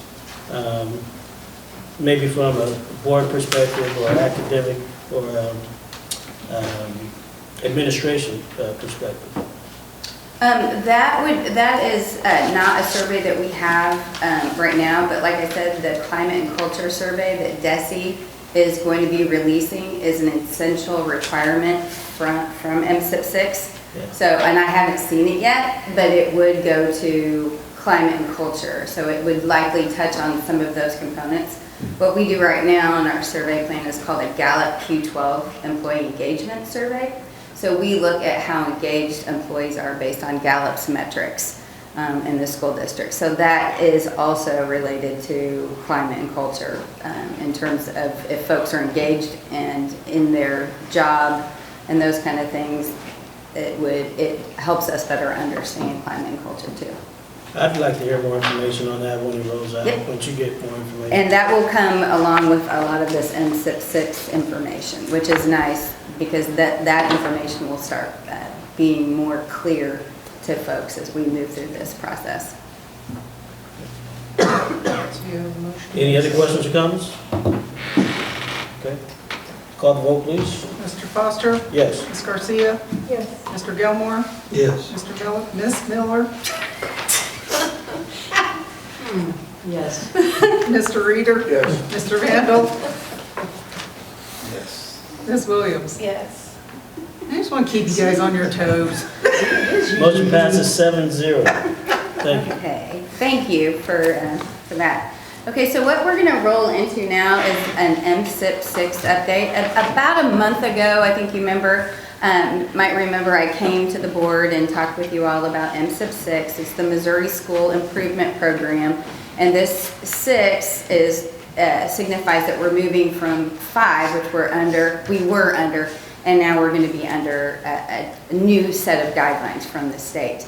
And so one of the things if you recall, I pointed out was that one of the things that stands out about MSIP 6 is the continuous improvement component to MSIP 6, which is 30% of a school district's accreditation score. And so that is something all districts are trying to better understand and trying to work through. But a lot of that continuous improvement component resides on a school district's CSIP or the Comprehensive School Improvement Plan or the strategic plan, if you will, and how that plan is being implemented and monitored so that school boards can understand whether or not that strategic plan is in fact, supporting the well-being and the academic preparation of each student. And in addition to that it's being effectuated throughout the school year and if goals are being accomplished or not. So that was just kind of a little reminder. One of the things, so what this update today is to do is to continue to bring you up to speed as to where things are. So since I last met with you, we did find out from the state that we are in year 1 of continuous improvement. Not all school districts were selected, and it was random, so we just are in year 1, whereas other school districts have another year to kind of prepare for this. But that's okay because we've already started doing quite a bit of work. So I wanted to just let you know what this timeline is. So on August 1st, we are required to upload our CSIP to DESE. And by August 2nd, this is their timeline, from December 15th, we'll get feedback on our CSIP from the state. Then on December 15th, a final CSIP and what they are calling response to standards and documentation is due to the state.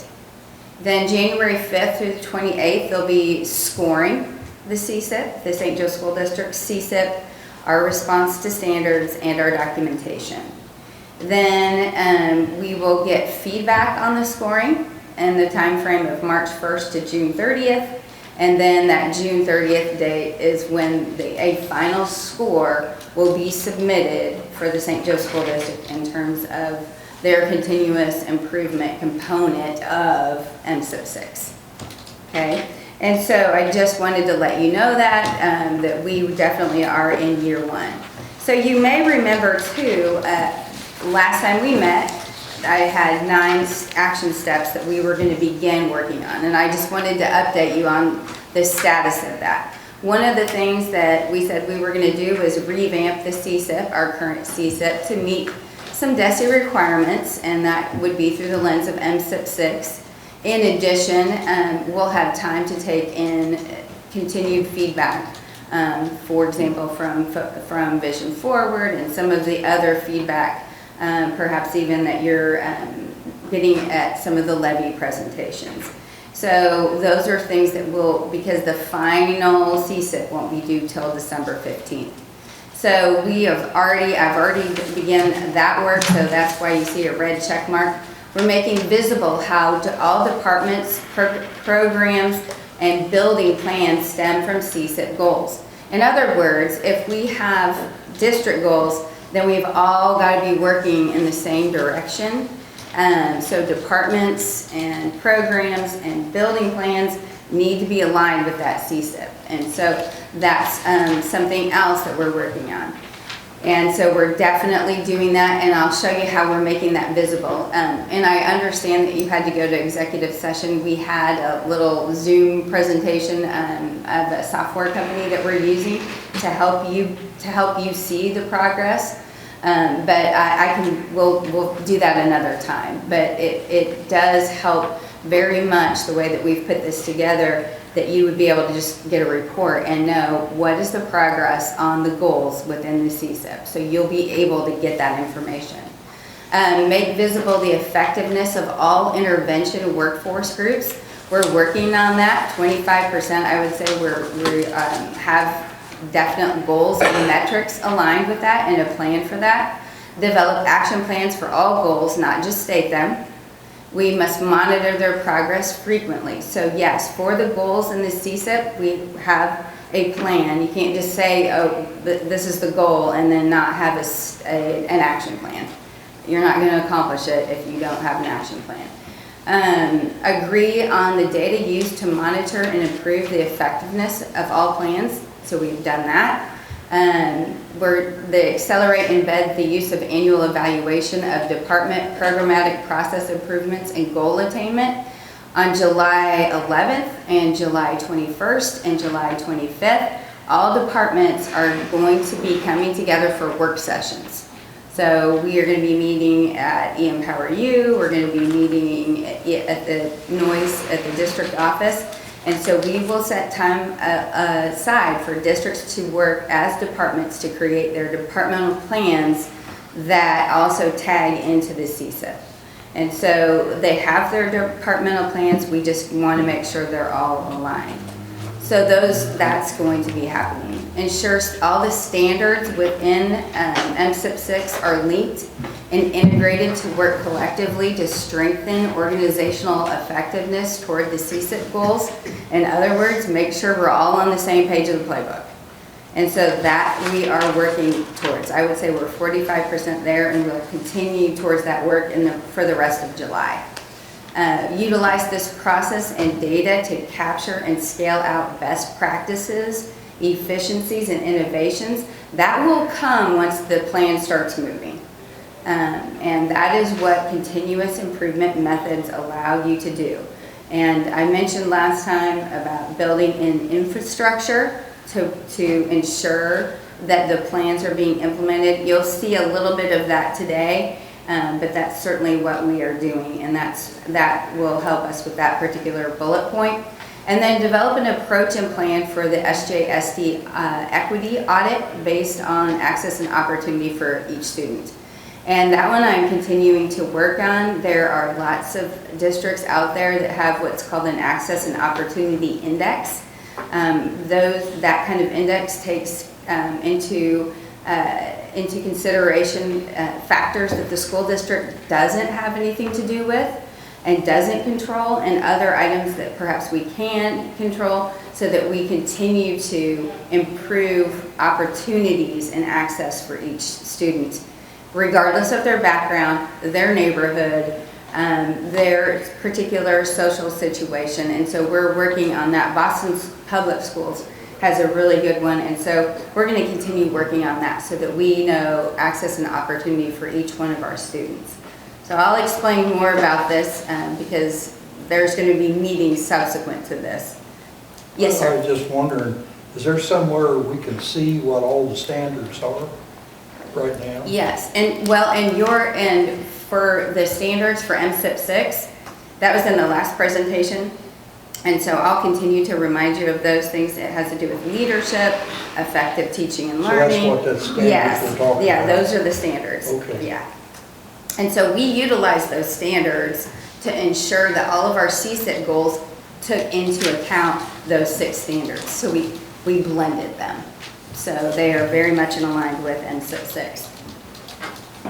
So we were going to do just a little bit of a Zoom session today, and Dr. Edgar and I sat through a very brief overview with a company called On Strategy. And so basically, they are able to, as I mentioned before, take our CSIP along with our metrics. In other words, the how do you know? Like, we might have a how, but if you don't have how do you don't know if the plan is actually working or not. So they take the how do you knows, and they're able to build those into the software. And we have dates, completion dates, or compliance dates, or actual, hey, this is our target. And this is the target we want to meet by June 30th of this year. And so it allows us to see whether or not that's being done. And so, and it's so that the CSIP doesn't just become a dusty document that is not utilized, that it actually does guide the work that is happening within the district. And again, this revisiting of our CSIP is a function of MSIP 6, and that's the primary reason that we're revisiting it based on some of the things that are being required by MSIP 6. So basically, as you can see from this slide, it lets you know, like, goal 1 is visionary leadership. That's a large component, and I know you have some folks today that are going to talk to you a little bit about MSIP 6 and the leadership components and the governance piece. Goal 2 is success-ready students. Goal 3 is SJSD, is a happy place to learn and work. That's climate and culture. And regardless of background, all students are success ready. That's your equity piece. And so basically, as you can see from the little chart that I have over to the side, and this is just a mock-up, it's just an example of, we've got these goals, where are we towards completion? And that's what On Strategy is going to allow you to see at a high level without necessarily having to travel down all the roads of all the plans and all the weeds. It just allows you to see at a high level, you know, are we accomplishing our goals or not? So these are some of the leadership standards. As I mentioned, MSIP 6 does have 6 standards.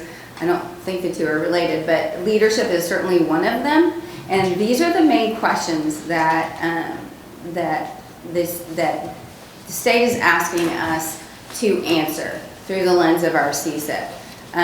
So for example, I'm just going to pull out one so we don't go over all of these, but L3B. The local board ensures that the CSIP focuses on the academic preparation and well-being of each student. Well-being can be addressed in any of the following ways: social and emotional learning, behaviors, crisis, school safety, guidance and counseling. How do you address the well-being of each student? So those kind of questions are what the state is asking us as a district to ensure through our CSIP you are able to monitor.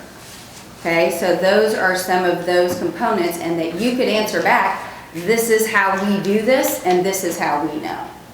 Okay, and so those are all embedded in the the CSIP goals. And you'll be able to see that. I'm going to show you a little bit of that today, and then we have further meetings set up so that you can continue to see how this works. So basically, these are some of the key important pieces, and then I'll back up, and certainly please ask questions as we go. But what Dr. Egger and I have talked about is that we would have an MSIP 6 committee meeting monthly. And so how he wants to organize that, you know, that will be made known. But that way, the board is monitoring the academic preparation and well-being of each student in the district through the lens of the CSIP every month. So that is coming. And then also, I'm going to be showing you something called key performance indicators. That's how we know. That's the how do you know part to the how of our plan, okay? And I'm going to be showing you later a balanced scorecard. That's another way that you will be monitoring whether or not the plan is working. And then we'll also have some index examples, and I'll give you a brief overview of what that entails. But for example, goal number 2, you may recall, was student success, that they would be ready when they leave the St. Joe School District, and that starts as early as preschool. There's an index that we have created that would ensure that those metrics are being tracked from preschool all the way to when that kid graduates. And so I'll show you an example of that. So that way you know that is happening on a daily basis. And then there also will be some goals that are simply, did we get it done or not? Not necessarily a metric. Did we develop a process? Did we develop something? Did we get this done? Did we get that task done? And those are % completion goals, as opposed to something like attendance, where we want to be at 85% at the end of this year, okay? So those are a little bit different in terms of goals. And then I know later on, you're going to be talking about your leadership component of governance and engaging the community. So those are some of the things that I'm going to go over briefly with you. And again, we did have a call set up, but uh-oh, where's John? Do I have to re-mirror?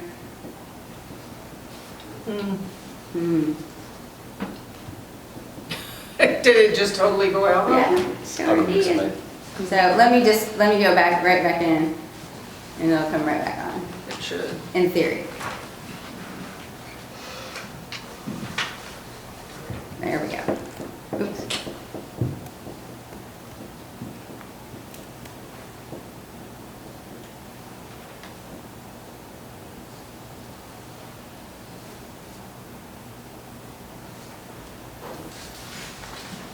It's disconnected for some reason. There you go. There we go. Okay, so I'm going to give you a glimpse into some of those things that I just mentioned. And this is what I'm going to start with.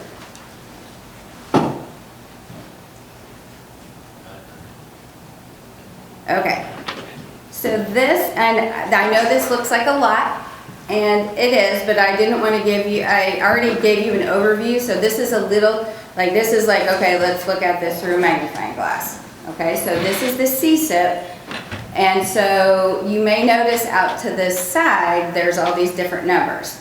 So that's just a numbering system so that we know what, if that is at a district level or a department level or an action step and those kind of things, so that when we go to look at this through on strategy, all these things roll up and allow you as a board to know whether or not we're making progress on the big goal, okay? And so, for example, year 1 is visionary leadership, goal 1, sorry.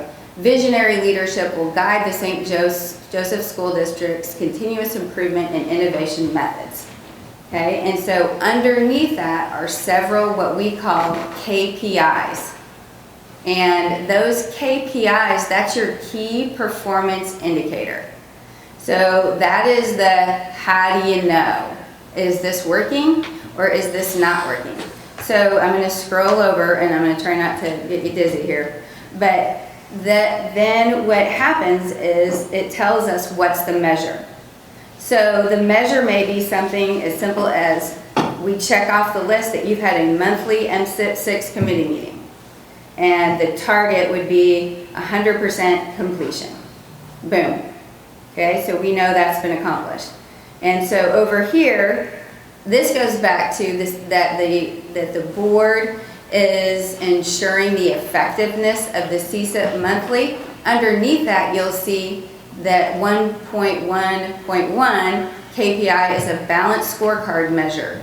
Okay, so our balanced scorecard takes into account all 4 goals and gives you key performance indicators, and I can show you a high-level overview of that in just a little bit, but we're going to go over it more deeply at another time. But then in October, in January, and in May, you will see that balanced scorecard. So you will be able to know from that lens, as well as our OnStrategy software, what that is the completion rate. The balanced scorecard will give you a more granular look. Okay? So what I'm trying to get at here is that there's a lot of key performance indicators rolled into or underneath all of those goals. So for example, you might have the 1.2 is the SJSD Board of Education will comply with all ethical, legal, regulatory, and accreditation requirements. So boom, we've got all these KPIs built right underneath that. And so we will be able to ensure that that is happening. And how will we know? We'll have completion. The board secretary can help us with some of those things. All of those kind of things can be monitored either through compliance or a goal. So for example, looking through the lens of OCR or FERPA violations, we would want to move that to a 0. Okay? So those are the things that we'll be able to monitor as we go through these types of things. One of the things that MSIP 6 requires as well is that the superintendent and board, that they would basically do an analysis of their strengths and weaknesses in terms of their governance. So that would be something that we could accomplish, and it's completed, and we would know that. So those are the KPIs, are the things underneath the big goal that allow you to know, has this happened or has this not happened? Did we meet our goal or did we not meet it? And so that's why these key performance indicators are in here. So the second one is the Student Success Readiness Index. And so underneath those, if we really want to know if kids are successful or not, we've got rolled up underneath into those all of those metrics that would ensure that that is happening, from all the way from elementary or preschool all the way to graduation. And so how do we ensure that that is happening? So those metrics are in here, and they either have targets or they have increase rates based on academic services goals or based on student services goals. And so those are something that we will be able to monitor throughout the course of the school year. The SJSD is a happy place to learn and work. So underneath that goal is a positive SJSD climate and culture will be ensured through an engaged and hopeful students, engaged and high quality loyal employees, and engaged parents, families, and stakeholders. Well, how do you know if that's happening? So again, the KPIs all go back to what are the things that we would monitor to understand whether or not that is actually the case or not. And so we've rolled all those KPIs into that particular goal. The other thing that we've done too is roll some of the levy goals into this component as well, so that those are monitored should that be something that we need to monitor. And then regardless of background, all students are success ready. And again, how do we know? So what will we be looking for? And so all those KPIs are rolled into that particular goal. So an example, and do you guys have any questions? I know this is a lot. One comment that I would make in regards to it is a lot, and I wanted to, and so what we are going to do, just to, so you understand logistically as a board, this will be a standing item on your board agenda every month from now until the end of the year. And what's going to happen is a couple of you will volunteer to be on a committee with the administrators, and so 2 or 3 of you, just, like the academic committee or like the finance committee, so you'll serve on this committee, we'll talk about all this stuff, and then at the standing, when it comes to the standing item on the board agenda, you guys will say, okay, yes, this is where we're at, and kind of give the report to everybody else. So just, I know it is a lot right now, but just understand, the board is very important in this role, and we do need the board involved, and so a couple of you will be voluntold, or you'll volunteer, or something. So we're going to rely on several people to evaluate things, Yeah. give you scores. Yeah. Yes, And then yes. there'll be board members involved too. So Yes. that way it, So an example of what Dr. Edgar is talking about. So for example, in July, we're having this retreat. I'm going over CSIP and CIP6 deadlines, updates, and we were going to go over on strategy. So boom, we've already knocked that out. And then in August, I'll go over more deeply the index measures that I mentioned and the balanced scorecard. So you'll have a better understanding of that. And then in September, we've got student services and academic services, and there's some specific standards within MSIP6 that we'll be covering at that time. And all of the questions, there's always a central question addressed, so that it always ties back to the goal at those meetings. So if you go over to this screen right here, those meetings are all tied to goals. So you're always going to be updated on the goals within the CSIP. And we've built in the data sources that we'll need to ensure that you are able to understand and see the metrics, and the accountability piece, what departments are accountable to those particular components. so to specifically answer your question, Rick, what would happen? So you see culture up there. So in culture, then administratively, you'd have the 2 board member representatives, and then administratively, it would probably be your academic services team. So you'd have Ashley, you'd have Stacia, you'd have Lara, Bethany, and they'd all be involved in that. And then you see one with personnel, so it'd be Dr. Krause and his team, and with Board of Education. Yeah, some of these are really in-depth things that can be difficult to really analyze Right. each individual student's well-being. Well, and that's why you have the KPIs, so you can to check that off. And here, and you bring up a And good you're right. point. And so that's why I wanted to show this to you really quickly, but we're gonna go over this more deeply. Again, we've already set time aside to go over this more deeply. But this is what I am talking about when we look at an index.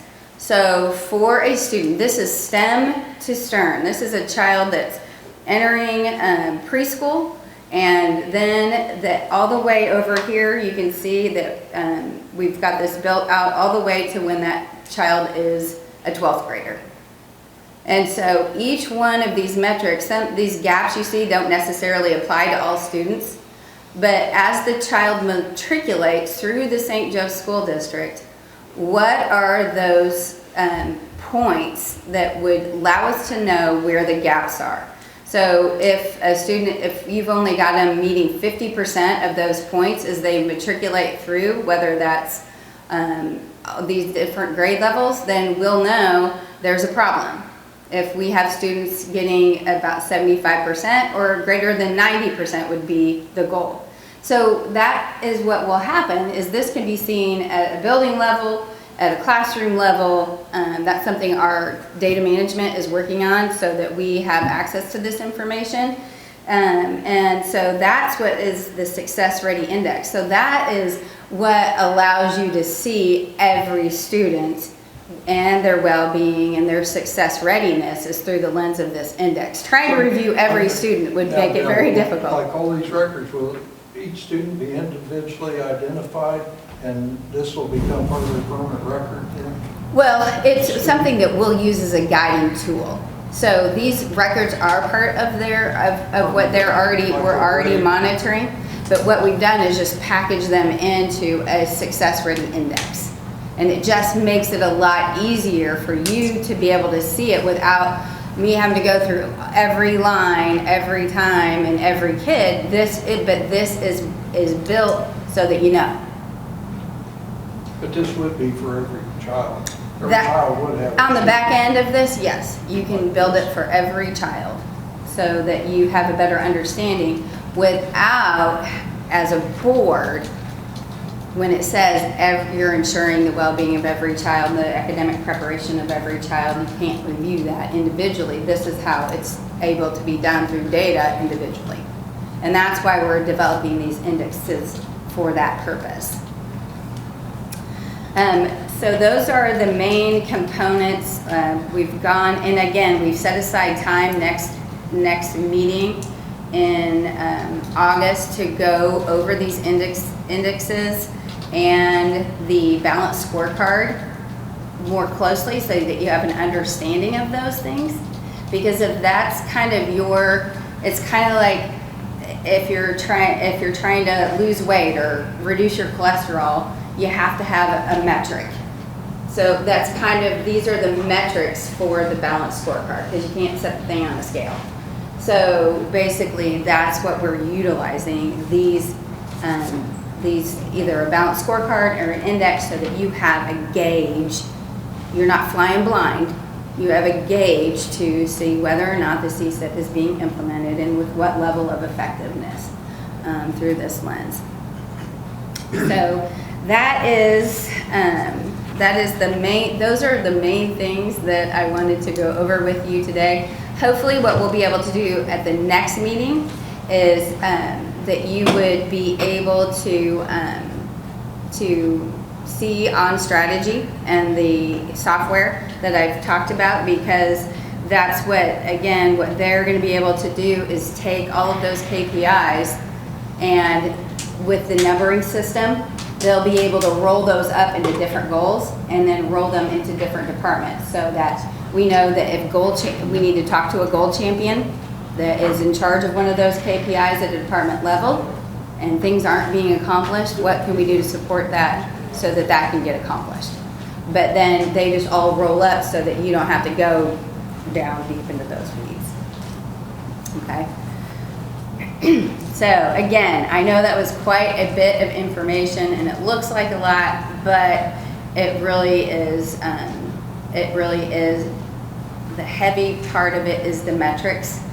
Because again, you can make a one-line statement that we're gonna have X, Y, and Z, but if we don't have a measurement tool and an action plan, you won't know and we won't get it done.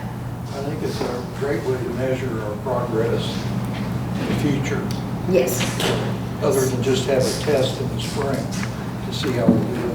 Yeah, we can't, we don't wait for that, but this will let this be far more visible as we matriculate through the school year. I think it's a great way also to include the board. I think we're going to be a lot more informed than we were previously. And that definitely, I don't think is a bad thing. No. Okay, well, if you have any questions, I'm happy to answer them. Yes, sir. Sure. That's why maybe the question got answered with Gabe bringing this up, but is the visionary leadership the first thing on the list, the red highlighted thing is that the thing that you're going to put board members on, this visionary leadership? Well, a board member will be on a committee that will do all of this.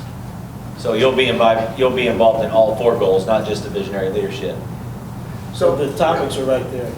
Is that correct? Yeah, those will be the topics that they'll talk about. So in August, it'll be index measured Right. on the scorecard. Yeah, I'm not talking about what they're talking about. I'm talking about how did the visionary leadership get put in place? What requirements were there? What qualifications? Who selected the visionary leadership? Yeah, so that's MSIP 6. And that was part of our original CSIP that was in place. And so one of the guidelines that the state gave us was, you've got a CSIP. So utilize the current CSIP with regard to the things that it's asking and supporting. And then MSIP 6, and I think you'll learn more about this today, has a really strong emphasis on the leadership that the board provides in terms of its governance. So you may remember in our last meeting, I handed out some questions about leadership. That's what that component is addressing in conjunction with our existing CSIP. So that visionary leadership really is, we've got a lot of infrastructure in place so that we are able to utilize this continuous improvement methods to capture innovation and to improve outcomes. So that's really what visionary leadership is we are making a plan so that we have good organizational results. So that's how it was selected. This is just kind of, in words, an mission statement, visionary leadership. It's not actually any visionary leaderships that were appointed because they had visionary leadership ability. No. Yeah. So, and who makes up this board and who decides who will be on this visionary leadership group? Well, it's all part and parcel. So all 4 goals are in the CSIP. So visionary leadership is just one of them. And then we have the other goals that are the student success, the happy place to learn and work, and that all students, regardless of background, are success ready. So visionary, but you need that leadership so that you can accomplish all of those things for students to So I guess ensure. you're specifically asking, Mr. Reeder, you're asking who would be involved in that? And to answer your question, it would be all 7 Board of Education members at the end of the day, and the administrators that are involved in each. So it'd be 7 board members, myself, and then other administrators who would be pertinent to what we were talking about at that time. So they all fall under that umbrella of Yeah. in that visionary leadership Yeah. group. Yeah. Oh, Yeah, so for example, Mr. Reeder, like if you look at CSIP goals on those meetings, we'll touch on all the goals in those meetings, including goal 1, which was the visionary leadership. thank you. Thanks. Any other questions or comments? Thank you very much. Thank you. Thanks, Kendra. Thank you. We'll take a few minutes until 1 o'clock to eat lunch. And we'll start at 1 o'clock with Susan Gordon.